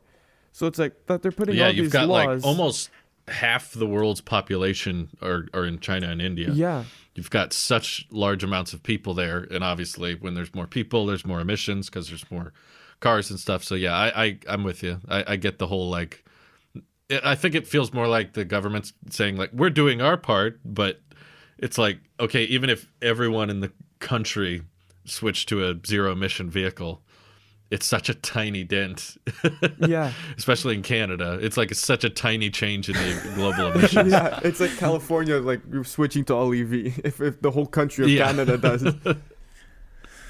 Right. So I don't think you're part of the major problem. But then again, you need to find a way to produce that power to supply the EVs. And if you're still burning coal and gas, you're just like shifting the bill from one hand to another. But the thing is that it's less, but over here in Quebec, for us, it's worth it to have an EV because we have Hydro-Quebec. And they supply electricity for the whole province of Quebec, even a bit of Ontario and New York, and New York, and like some of the neighboring states on the south side. So we have a lot of hydro here as well. We have electricity that's relatively cheap compared to other places. So all the power comes from hydroelectric and solar. That's good. Solar and wind. So everything like solar and hydro are pretty. Really common where I am. We had that one nuclear reactor, and then they closed it like 10 years ago, a bit more, and it was like a very small yield for like some village up north for the Inuits. Oh, okay. Yeah. But I'm not a big fan of EVs because I'm sort of a car guy and a petrol head. So yeah, he's like a supercharged engine with the drive shift with the shifter and everything. I'm sad that like obviously you won't have manual electric cars and stuff like that. I like doing a bit of work to a car. I have a Mini Cooper S, an old one from 2002, and I'm planning to do a few things to it. And I enjoy working on cars. I do a lot of work with my dad, and so with EVs, you're taking all that away. It's like you're gonna get an electrician to do work on your car if you want to add some horsepower or something like that. So a whole new set. Do you watch Rich Rebuilds? Yeah, I don't. That's pretty good. I've heard of it. Yeah, he does a lot of. But there's a lot of work he does on EVs and stuff. But yeah, it's a completely different set of skills and tinkering. Yeah, and also everyone's used to. Yeah, like another thing I'm sad about is the sound. Because like I find the sound your car makes, especially when you're in like more performance style cars, not even performance, but like even if you get like a BMW 340 or something like that. So if like the sound, each car has its own sound, and like these car manufacturers, they put a lot of effort into having a unique sound for that car. So it's like you can almost just by the sound you could tell, oh, that's this car, and if it's straight pipe, or you almost could tell what the guy did to the car just by the sound. And the fact that like obviously electric cars, you just hear a little bit of a whine of a motor. So I'm a little bit sad for that, but I'll embrace it someday. The novelty of it. Yeah. We figure out what makes us human when we don't necessarily have like functional needs for the noise, but that's just what we like. That's what we're used to. Yeah. All right. I think we've exhausted that topic. I think so. Because I think we're kind of short on time, so I'm going to shift directly to the next topic, and that will end there. Okay. About a year ago, you came out with that video on that podcast about that Mac Pro concept with a stackable. Yeah. I remember. And that was the rumor. What the Mac Pro was supposed to be. And I was so psyched, man. Like I heard that, like, wow, man, that's such a good concept. I like the idea. Yeah. I like the idea, and like you could buy how many stacks you want, and then you could customize what put within the stack. And right. Apple sells you pre-made stacks, but you could have your own RAM in the stack or whatever. And like you had that guy inside that was supposedly, I don't know what is. Can you shed some light, because I feel like we didn't get closure on that thing. Yeah, I see it as two possibilities, because that guy was sending me very intricate and very detailed emails. So there's two possibilities. Either he was a troll and he just really knew his stuff and thought it would be hilarious if he just got a YouTuber to talk about this idea he had. So that's what I say probably happened. But the second possibility is that Apple had several different Mac Pro revives in the works. They knew that they wanted it to be modular, and they knew that they could either do a traditional route like the cheese grater Mac Pro, which is what they did, or they could try a revolutionary new approach of being stackable in some type of, like, it's modular but not in the same way we're used to being PCs modular.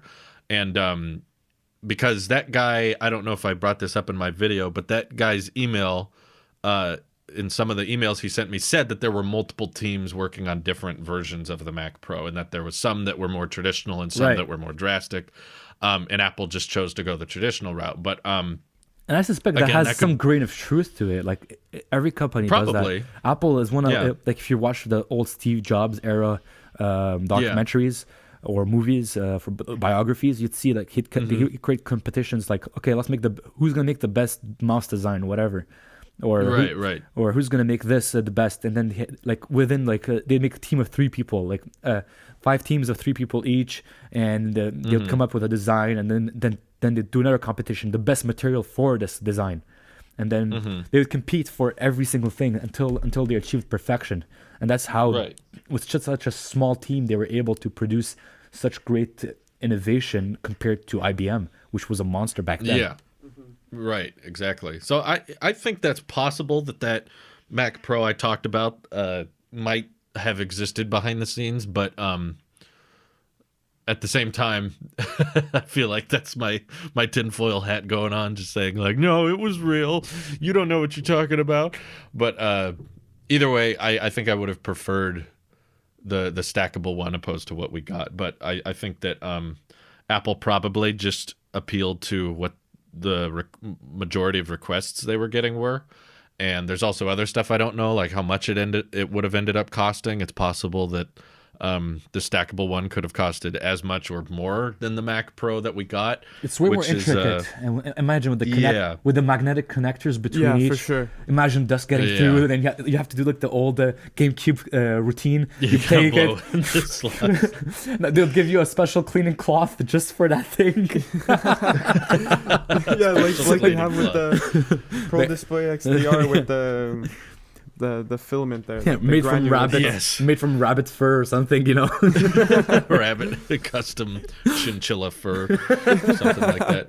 I don't know, but yeah, I think what they did was basically just listen to what most of the pro audience was asking for, which was just a user accessible, easy to upgrade and standard. You didn't have to reinvent the wheel. You didn't have to give it a whole new design approach, because all these guys who've been working on PCs for years are probably kind of set in their ways, and they're not that interested in changing very much of it. So that's probably why they did it. I can see why, but I still have a small part of my brain that thinks that guy that was emailing me back then was legit. Still not sure though. Well, I imagine they have many concepts that never even see the day of light. For sure. I saw on some post from I think 9to5 Mac where they had this like board, like a big like motherboard looking thing, but it actually comprised all the components to make the iPhone 2G run on it. So it's like a laid out form of the Apple 2G iPhone 2G with like bare hand soldered components to it and everything. Wow. And I imagine they make like a lot of rough designs like this and just store them in some pit somewhere in the world, and when they don't want anyone to see it, they just destroy it or sell it in an auction somewhere. I think Steve Jobs even mentioned at an event once that they did, because he directly brought up when people were asking if they were going to make a touchscreen MacBook, which is a long time ago, right? Because they were introducing multi-touch on the iPhone and then later the iPad, and at the time they were like, so why aren't you making a touchscreen MacBook? And Steve on stage said something like it didn't test it did for great demo, like people loved the initial impression of it, of being able to go up and type on it. Yeah, they liked the first impression, but in prolonged usage, they figured out no one would use it. Like in the long term, it is true. Scrolling. I noticed that scrolling the page, like everyone that's like that uses the touchscreen and is used to it, the only thing they do is scrolling. But then you have this like really annoying and like contrarian to Apple philosophy, which is smudges on the screen.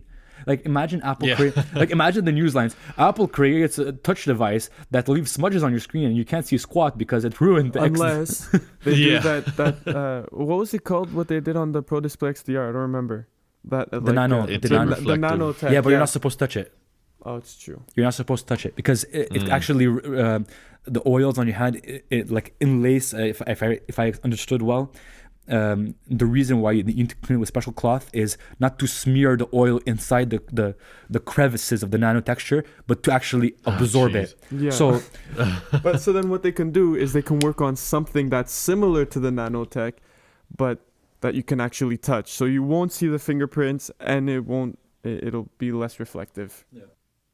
They should do that on their phones. Yeah, no, that's what I'm saying. If they had the innovation and the ability, they would create a way for iPhones to never have fingerprints on it. That'd be amazing. It's just not feasible in the way that it is. Like you could create like easily dislodgeable oil surfaces like that do not stick, but it's hard to like get grime not to appear on a glass surface. Like very hard. It's glass. Yeah, like the glass is glass. Glass will break.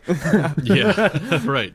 But and there's also a big, I think the bigger fundamental difference is the software, and they just think they think you want to best utilize the software on a desktop experience or a laptop experience with a keyboard and mouse, and if you try to put a touch interface on top of that and you have to start redesigning the UI, then you get a mixture of both. And I'm glad that Apple is kind of firm on that, because I've used things like Windows 10 and Windows 8 when those came out, and I was like not a fan of the mixture. I kind of preferred there being, iPad OS and iOS, the touch dominant interface and the keyboard and mouse dominant interface. Both are good. I agree. But you don't need to mix the two. And I think they struck the right balance by giving us the ability to actually put a keyboard with the iPad. In addition to now, I think it's a prototype that they're trying out with the mouse support. and they might. I feel like this is I actually think they should bring like full-on mouse support, because then instead of bringing touch to the to the Mac, you're gonna be bringing a mouse to the iPad. So you're sort of turning the iPad into the touchscreen Mac. Right. Kinda. But I don't know if they'll put Mac OS on the iPad though. It'll still be running iPad OS. Craig Federighi said no. Yeah, no, I don't think they should bring Mac OS to the iPad. But that was one of the most memeable moments of all. No, yeah. I think full out mouse support could definitely change the way a lot of iPad apps are written. If there's developers out there that start saying like, oh, well, you can use a mouse with the iPad, so we're just going to port our regular desktop app over. We don't have to change anything. Right. But there's like a healthy balance of both. Like I don't think they should completely start like throwing out the touch interface for certain apps where you basically need a mouse for it to work. Yeah, you wouldn't want that. But that's along the lines of what Apple does usually. So what they'll do is, since it's a new paradigm shift in the whole usage area of the iPad, they're going to implement it so in a way that developers could work on it and develop it so that when it comes to release it to the public, it's ready. An application's already supported, it's already polished. Yeah. Because that is a new way to interact with the iPad. And imagine like a guy is like, okay, I'm going to sell my laptop and buy an iPad because it has mouse support. And then he comes to the iPad like, wait, there's no right click? What? No right click. right. I have to touch the screen and I have a mouse. Like, what is this trash? It's gonna be like that circular Apple mouse that they sold with like the iMac. Yeah, I remember. They made a puck with the the colorful iMacs, the ones with the. I had those. That's what I grew up with. And my dad had my dad's a teacher and he had like 6 of those colorful iMacs and each one had their own little puck mouse. I use them a lot. so you're lucky. You have if you still have those around, you should keep them for a while. They go for a lot. On eBay. Oh yeah, he has a working what's it called? Macintosh Performa. Let me make sure I know what I'm. Oh yeah, we used to have a Macintosh Performa. I still have that one in my collection. I think it's SE. Yeah. He still has a working Macintosh SE, which was released in 1987. Wow. Is still turns on, and he uses it in his classroom because you can program these little Lego bots with it. It still runs that software. It's amazing. That's incredible. That's crazy. Yeah. Incredible that thing is way older than I am. the capacitors in that thing are still working and haven't blown yet. It's crazy. I know. Did he ever fix it or no? Or like no repairs to it whatsoever? No, he got it new. Because my dad's old. Usually those the little old chips inside the old computers, they flick out after a while, like the capacitor. He's definitely had. He gave me a couple that. Oh, that's what it is. Macintosh Classic. Oh, I think it was basically like, those classic ones with the handle on them, the boxy ones. Yeah. He gave me 2 that aren't working anymore. So of the 3 he had, 1 is still working, but the 2 he gave me don't turn on anymore. He also gave me 2. I think they were called Power Books. The laptops that are thick, like the very first, some of the very first Apple, the PowerBooks. I had 2 of those, and neither of them turn on anymore. Which one is it? The plastic body, the black plastic body, or the metal one? It's plastic. It's got giant thick bezels, and it wasn't a trackpad. It was a click ball. Yeah, the great click ball. So you rolled it around, but those things were super expensive at the time too. Oh yeah, a lot of people think laptops are expensive now. Back then they were like $4,000. They could barely do anything. It's crazy how like phones nowadays, it's like $1,000 is a lot for a phone, but like back in the day in the 90s, I remember my dad told me, he's like, yeah, I used to buy a phone for like $4,000. Yeah, those like, giant brick ones. Yeah, and it's like it did nothing. You could barely like even call on it, and it's like adjusted to inflation, that's like $8,000 almost, because it's almost double from back then. So it's crazy. No, tech definitely is not. It's not getting more and more and more and more expensive. And maybe in the short term it may feel like that, but in regards to what they're capable of, it's all getting cheaper and more obtainable for everyone, for sure. And that's why I'm stumped when people, like, I read those articles and Twitter posts that, oh, the Mac Pro maxed out cost $50,000. That's more than a car. Yeah.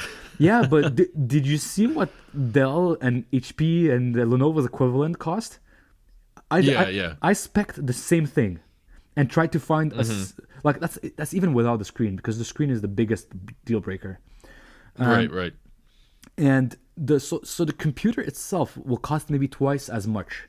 And if you look at the configurator for those computers, it is rubbish.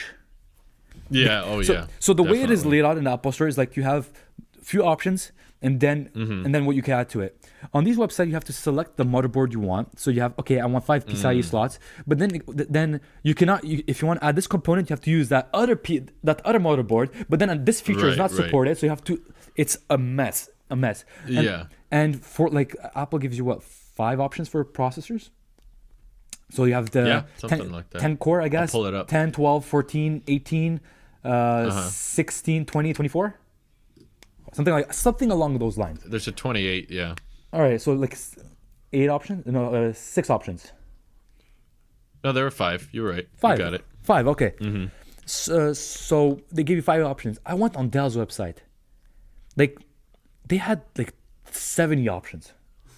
Oh, jeez. And there's 8 RAM options. And so like, if you want, let's say you have a company that like requires these computers and has these use cases, you have to like employ a guy that actually knows what these things are.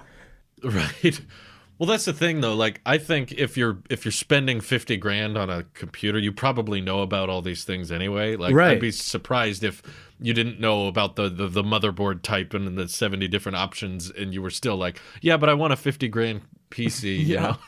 Yeah, but let's say like on Dell's website, there's the Xeon E8E, and then the same thing, the E8, so 8 cores, and then ER. But they both look the same in spec wise. So what is the difference? So then you have to like employ this guy, like the tech support, and like, okay, get some computers for the company, and then you have to deal with the process. Like, I don't know about the pro consumer line of computers, especially in Windows, but not all components perform as well, even if they're better together. So like then you have companies like Puget Systems that creates these like custom tested computers where they know, like, they actually test every component with every other component to see which one works best with what. And then so you literally need a company to make a compatibility check that they know, okay, this processor works well with this motherboard in this situation, but not in these other ones. And so you have like these very niche applications of components together, and then you have to pay extra for these services. Whereas you go to the like Jumanji, they got one of the movie, right? The Rock movie. They got one of the units for to render the scenes for the movie. And usually like when you get a computer like this, you need to set it up. But no, like, just install Final Cut, create the rough draft of the movie, and then show it to the producers. And usually what they have to do is, since Premiere is so slow at rendering everything, we have to render like the 240p quality version of the movie, so we could show it to the executives, and if they like it, then it's okay. If they don't like it, then we have to change it and then re-render a cheap version and send it to them. Whereas when they got the Mac Pro, they were able to render full quality 4K and give it to the executives within like a night. So they leave work, it's rendering, they come back next day, it's done, give it to the boss. And you have a full ready 4K, and then they could look at the color correcting and everything with the cinema display, which makes it able. But like these people who complain like, oh, the Mac Pro is $56,000, it's the price of a car. It's like, yeah, but you don't need to buy the $56,000 configuration. No.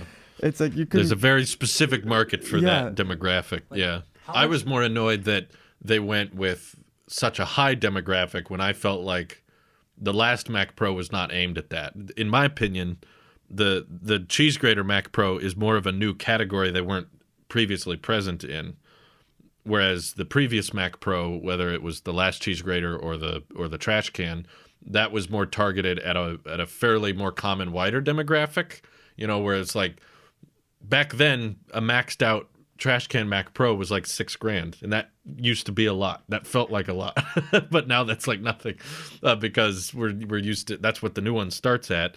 And if they would have made maybe what I called it in our podcast was like Mac Enterprise, make something that, yeah, you can edit Jumanji on it, that's great, but how many of those consumers are there out there? Like, they're very, very low quantity, and that's fine if they want to go for it. I just felt like there was a more common demographic that the Mac Pro used to sit in, and if the lower tier options were more reasonable, I could have bought it, because like the cheese grater base model specs are like atrocious. You're mainly just paying for the slots. You're paying for the upgradability, but they didn't really make something for someone who's like, I want iMac Pro performance, I just don't want it in an all-in-one design so that I can pay less, so I don't have the speakers and the display and the all-in-one design. Just make a upgradable but iMac Pro spec tower that's cheaper, because you don't have to pack it in such a small design.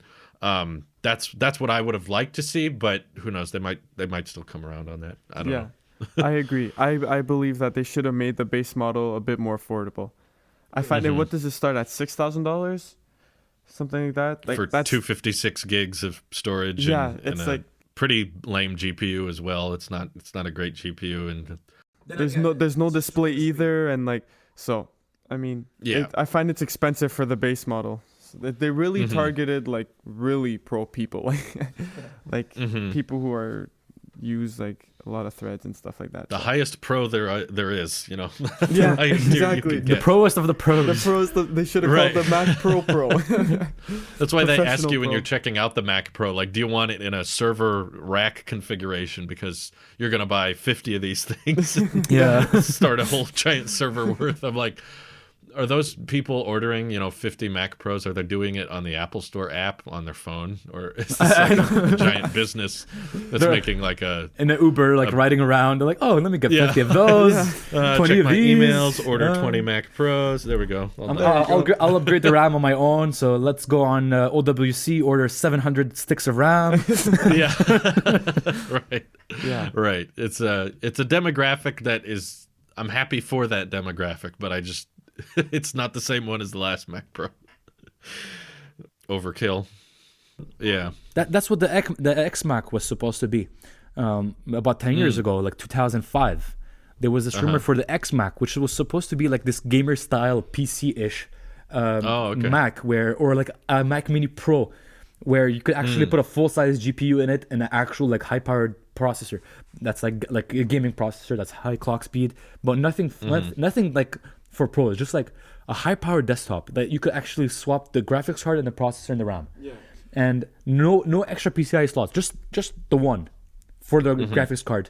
And I guess back then they had SATA ports for hard drives, so it had SATA ports for hard drives and everything. But besides that, nothing else. Like, you only get to upgrade the graphics card, the RAM, and optionally the processor.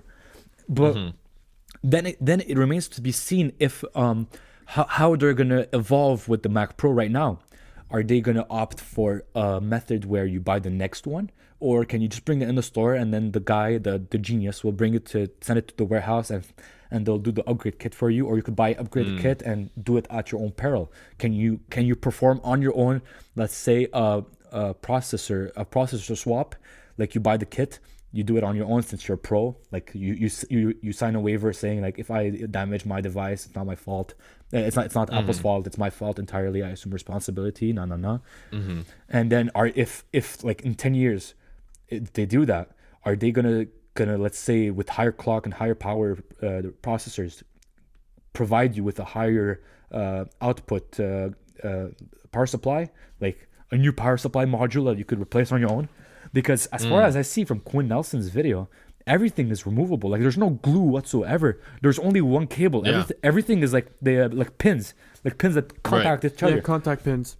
Are they going to update the fan design, and then you could buy the new fan kit that's even quieter? Like, you'd say it's like it creates white noise, which soothes the brain and increases performance of the user. We're getting into such negative decibels that negative it has a black hole inside of the motor. A black hole on the inside. It's sound. It's so quiet. It's actually quieter. I can't even hear my thoughts. My brain. I can't hear I can't even hear the voice inside my head. Cancellation. The Mac Pro makes you lose your mind due to how quiet it is.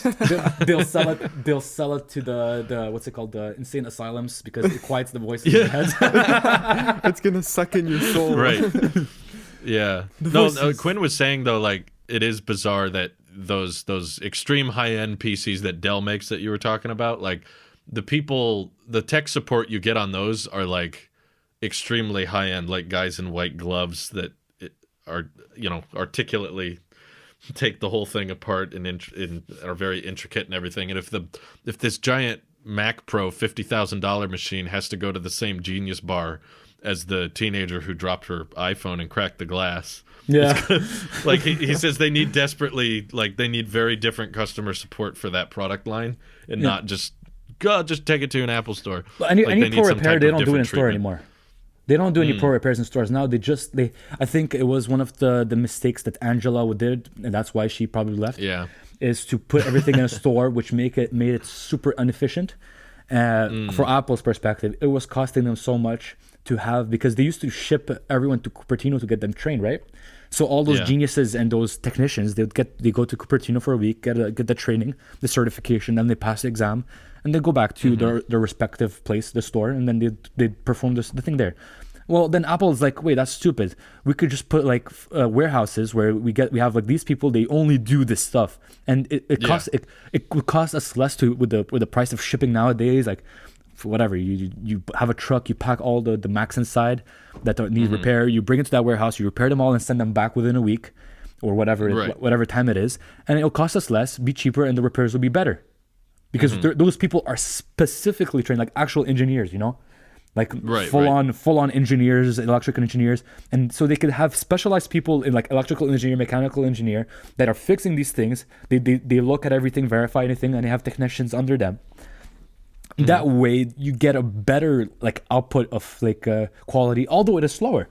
That is the drawback. Yeah, that's true. You won't be able to get like a same day repair swap for the motherboard of the MacBook or whatever. Yeah. No. But there's few computers you can do that with anyway in the first exactly place, especially at this high end.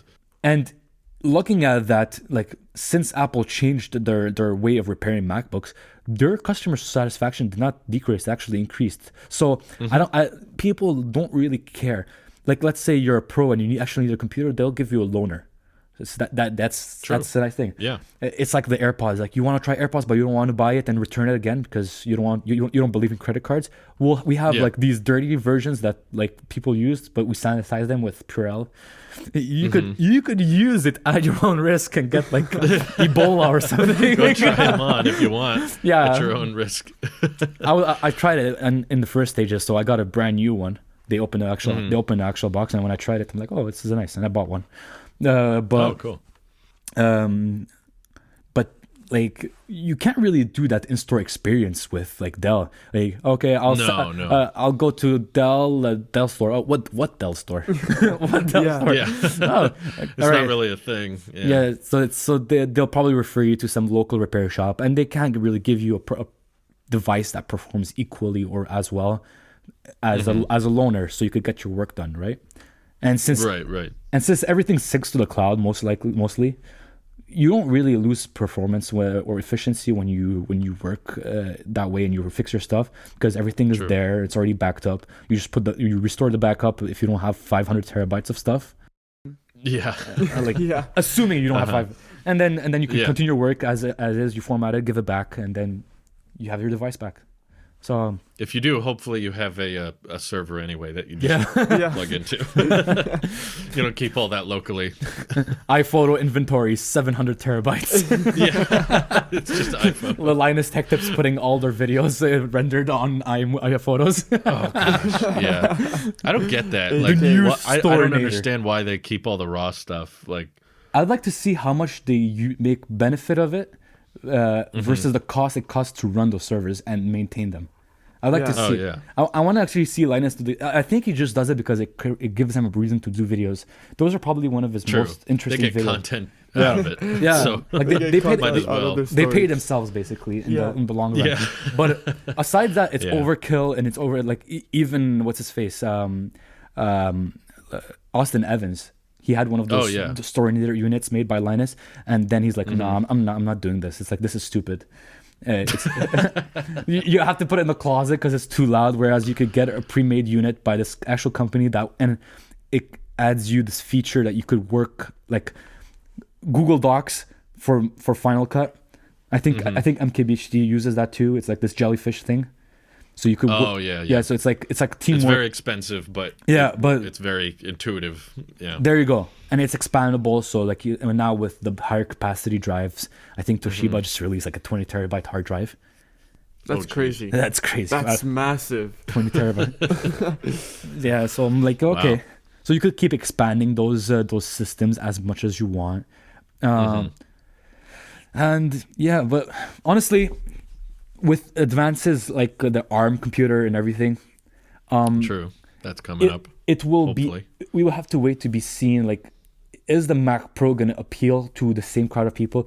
Is the iMac going to cater to the same crowd? Is the iMac Pro going to cater to the same crowd?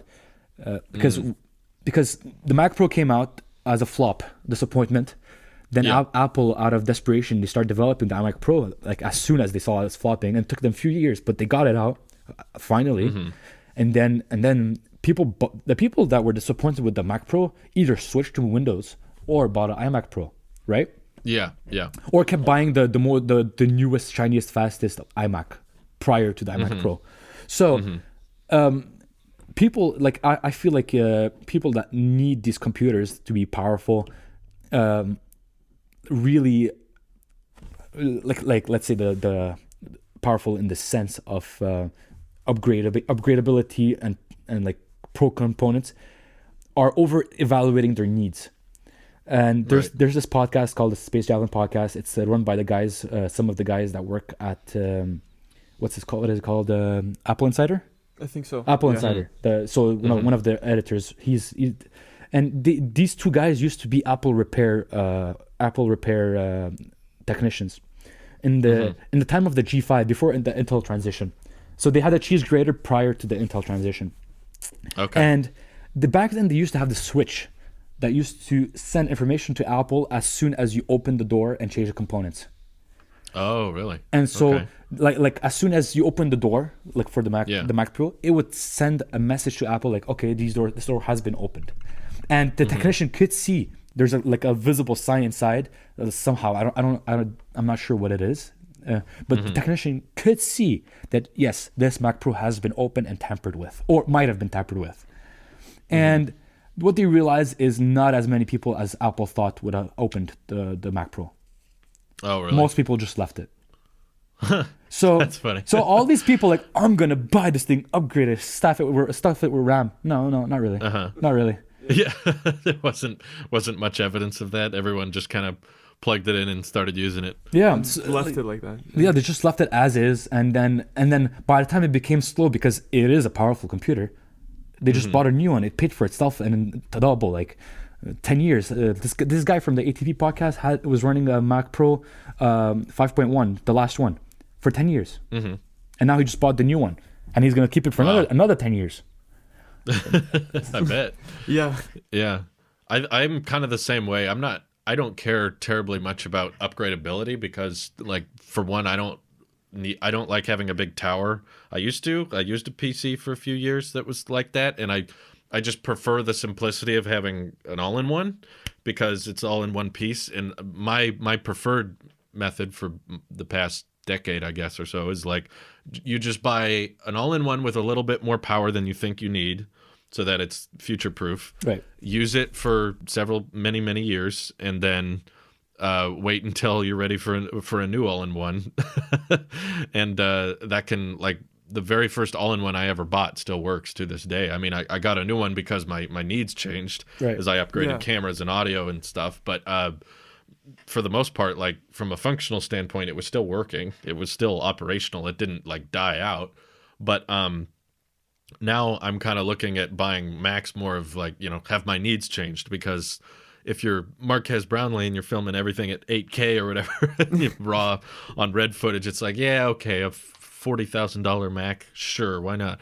But for me, it's like I'm happy with the cameras I have. I don't have plans on upping all those cameras to 8K or anything like that, or HDR stuff. Like, I just need something that can edit reliably, and I can do everything in a speedy fashion. Then I don't need the Mac Pro. That's why I'm not getting one. That's that's why I didn't keep my 16-inch MacBook Pro either. I test it out, I review it, but I don't hold on to it and replace my iMac with it. So it's like trying to figure out when did you get that thing? Where you actually need upgrade. What's that? When did you get that 16-inch?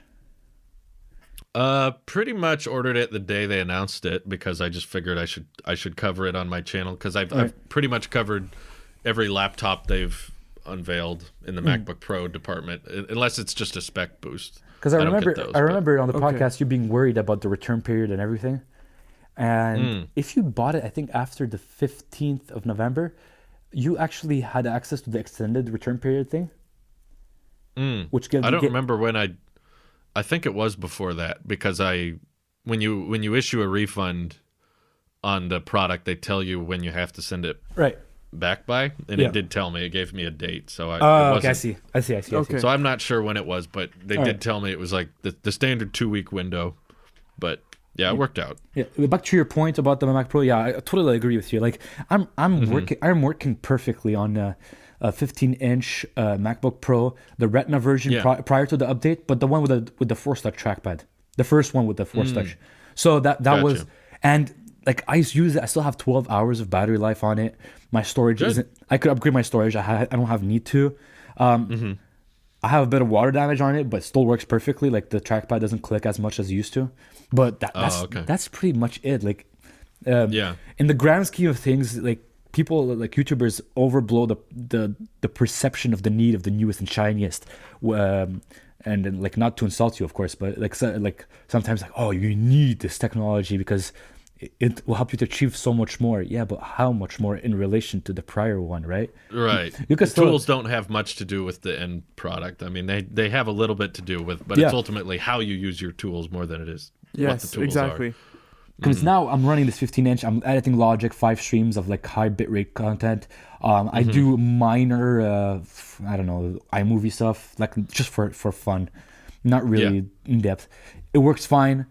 And the more I edit like 2-hour long podcasts with it. Doesn't skip a beat. I put effects, everything on it. It doesn't slow down. It's fast enough for what I need it to do. But I do feel it slow down over time with the more I push it. But it doesn't mean that I need to get the newest and the best one, especially that it's not video. Like, video work is one of the most intensive after AI and the 3D modeling. So aside those 3 applications, like, you don't really need. Or if you're running a 5,000 piece orchestra on Logic, like they did on the Mac Pro, 1,000 tracks, and it didn't even like push the processor, like not even a tidbit. They could have went with the 14 core option. Right. But I'm curious to see you talk about how much. I don't know if you could pull out Activity Monitor and check how much your processors are being taxed after all these years and upgrade in quality with your camera, because now you're recording 4K, right? 4K 60. So I've been doing that for almost 2 years now. Yeah. Exactly, and now exactly. So you had this iMac for 2 years. You've upped the quality, maybe putting more effects and LUTs, whatever. Do you use those? Not too much, no. It's mostly been the same. Like the Blackmagic behind me, you see here, is the same one I used 2 years ago. And I do some light color correction and cutaways, and that's for the most part it. It's gotten a little faster because of the metal optimization update. Right. So it did improve a little bit with time. And since that's what I like about desktops, is that there's no battery, so you don't have that part to worry about. Power constraint limitations. Yeah. No, it is. So at this point, like people like I sympathize because the tech lover part of me wants to have the new shiny and the best and all the options. Oh sure, yeah. But I always want the nicest, newest thing. But then realistically speaking, no one needs the iMac Pro unless if you're like even the 1.5 terabyte crowd of RAM. Oh yeah. All 5 of them in the world. Like that's pretty much it. Very low. Very little people will actually opt in for this option. And Apple knows that. That's why they could charge such a big premium on that upgrade, because like if you need it, you need it, right? Or if you or just like go to another vendor, whatever. But also the fact that technology nowadays, like you went back late 90s, early 2000s, technology every year would make major leaps, and it's like your stuff would get obsolete in like 1 or 2 years. But nowadays stuff is so good, and these companies, they're producing stuff that's at such high quality that you can have something for 4 or 5 years and it won't be as big as a jump as it did in the past. Like you're using a 6S right now, right? Yeah. He's using an iPhone 6S. Like it's slow. Yeah, my wife uses a 6. Yeah, there you go. My brother uses a 6 too. And I'm like, bro, like, how can you live like this? And he's like, it's fine. It's fine. I have an iPad Pro for everything. He has the 10.5. 10.5? Yeah, 10.5. Yeah. He has the 10.5 inch one, the second Pro iPad. And like, I use this for everything else. And my iPhone is just for phone calls and text. Yeah. So that's it. Right. The jumps year per year aren't as big as they used to be. So law of diminishing returns, you know. Yeah. It reaches a point where you're like, we're running out of demand for things to be faster or stronger or better, because that's why people are also holding on to their phones longer. Like that time has increased on average as well. Like the people don't upgrade their phones as much because there's not a big reason to upgrade if their old one's working just fine. And I think computers are kind of doing the same thing. You know, like I think it's a overhyped segment that like I need it to be upgradable, because if my computer's acting slow, I probably just need to upgrade one part of it, and then that will fix everything. Whereas, I don't know, I've done the upgrade stuff in the past, and usually it's like it's a combination of lots of different things. That's the reason the computers may not perform as well as it used to. Yes, yeah. It's not necessarily just one part that needs to be fixed, and there's certain things that are always going to be unfixable or unupgradable, because you either had a certain slot or a certain standard that you were given at one time and you can't up it later.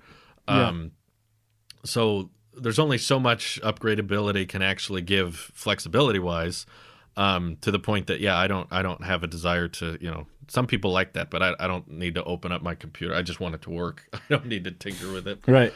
Yeah. Oh, that's true.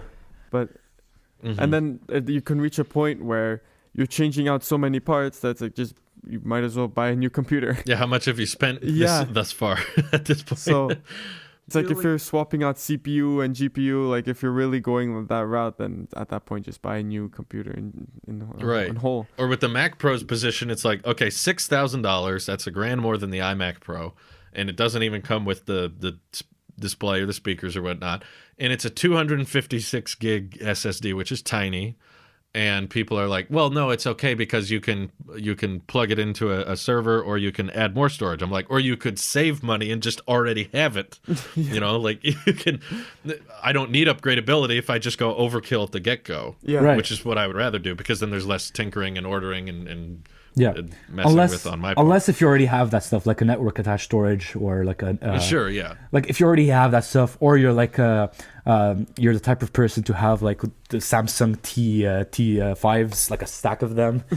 Yeah, I have one, but well, like these YouTubers, like they have like this tape, and like, oh, this one is video number 1, video number 2. Right. Yeah, I get it.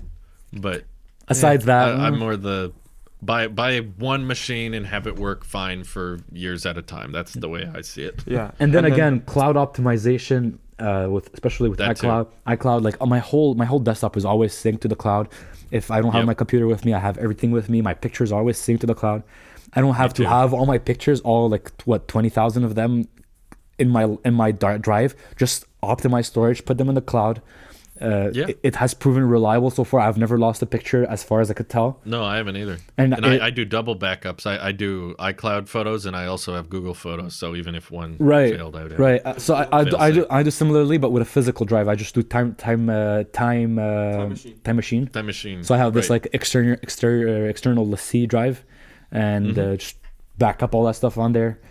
It works fine. So I'm with you. Just people over exaggerating their needs. Like you know why Apple did not give us activity monitor on iPads and iPhone? Because it's not necessary. No one was asking, probably. No one ever said I need more RAM on my iPad. I need more GPU. No, just maybe someone did, but maybe on the iPad, but not on the phone. Running an orchestra on the GarageBand on the iPad. Right. Editing 8K with LumaFusion, whatever it's called. Right. What is that? The software for? I think it is LumaFusion. LumaFusion, 8K video. But yeah. No, I know what you mean. I get it. But I think Jonathan Morrison has done videos where he edited the video that he posted on the iPad. Yeah, so it is possible to do it. Yeah. So I guess in that case, you would need more RAM. But on an iPhone, I don't think you're doing any video editing on an iPhone. Notice how he never released a video where he was challenged to edit the video on a Pixel slate. Was that him or Dave Lee? Dave lost. Dave won, and it was Morrison that was supposed to do it. Oh, he never did. Maybe he's still working on it. To this day. He realized how unfeasible it was with a Pixel slate, and since Google discontinued it, he's like, "No, I'm not doing this. No. I'd do it on the iPod Shuffle before." Well, I bet me and John bet against his crew that Apple would call it the iPhone XS, spelled XS. Yeah. We put $500 on the line, and I won, and I never got that. So I'm going to just hold it over them forever. But no, that's okay. I don't care. A tweet at John Morrison. Hey, you owe my money. you owe Drew 500. They put me on the spot too, because we didn't talk about it beforehand. It was just like in the middle of filming, they were like, you need to go in on this to make it interesting. And I was like, I'll do it. I'm down. I know it'll be called that. Was that the debate video? Yeah. That was I remember that. It was a good video. So, that was that was up there. Pretty confident. Yeah. You destroyed them with utter confidence. With facts and logic. With facts and logic. Ben Shapiro style. But now that they lost, they'll just never invite me back again. Never gonna talk to you again. Probably not. That's fine. Yeah. I'll get over it. All right. So no Mac Pro for you. How about in the realm of the iMac Pros? Do you think they'll update it again? Because it's been 3 years now. So 2017. Yeah, they unveiled it 2017 and delivered it like right at the end of 2017, like last couple days. So it's closer to 2 years. Right. But coming up on 3, and I have not heard anything, which worries me, but I really wish they would. I know. I desperately wish they would give it a redesigned look, is what I think it needs most importantly right now, because iMacs have looked the same. Yeah, iMacs have been the same for a decade, and I don't think there's anything else in Apple's whole store and all the things they sell that haven't really changed over 10 years. Right. Like that you can go back and look at even the iPod Touch looks different 10 years ago. Yeah. You know, the AirPods, you know, the headphones themselves look different, and the iPads have changed. There barely was an iPad 10 years ago, and the iPhones have changed so much. So much has changed, and yet the iMac from the front has still stayed the same. Barely changed the design, and I think I would be way more interested in that than the Mac Pro, because I just like the idea of an all-in-one and it being a decent spec for a decent price. Like I would pay I would easily pay $9,000 for like a solid iMac redesign. Yeah, I was in the market for I was thinking about getting the Mac Pro before they unveiled it. Because I stupid me thought that the Tower would be cheaper than the all-in-one, but no, it went the opposite direction. I mean, it makes sense that it would be, but it makes sense. But if you're not recording in ProRes, whatever for the Afterburner card, or dealing with such a a long period of time of rendering that the heat barriers associated with the iMac Pro is prohibitive. I don't think you'll ever need, like, you're not pegging all your cores at maximum performance at all times. True.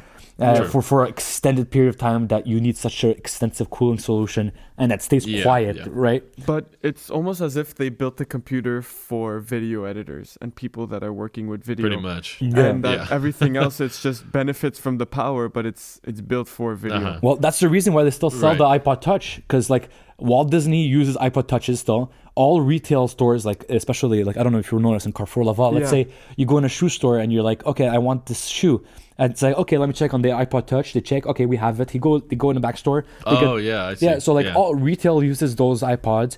I bet a lot of companies use them as like scanners for the QR codes and everything. Right. For this function, they're super compact, and then Motorola produces, even Apple stores still use them for with the Motorola box and payment method. Like it's like very intuitive, and like that's about it. All right. That's pretty much it. Like corporations need them and might as well benefit for the users since they're making it. Yeah. Kids have iPhones these days. Yeah. They don't need iPods. Or like, I don't know. They have better phones than I do. I'm like, sorry. So like, and I say a kid with 11. I'm like, what? Yeah, you see. What do you need that for? What do you need that for? These 10-year-old kids, and they have like the new like iPhone 11 Pro. You're like, what? Hey, how are you doing with time? We're at 3 hours. Oh my goodness! Over here, I have like 3 hours. All right. So Have you been trying to? Only 12 hours left. Do it. No, we gotta stop. Do it.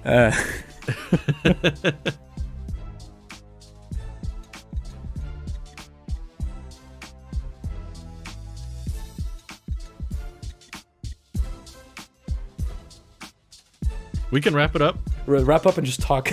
Okay. Or let's start the Tailosive podcast.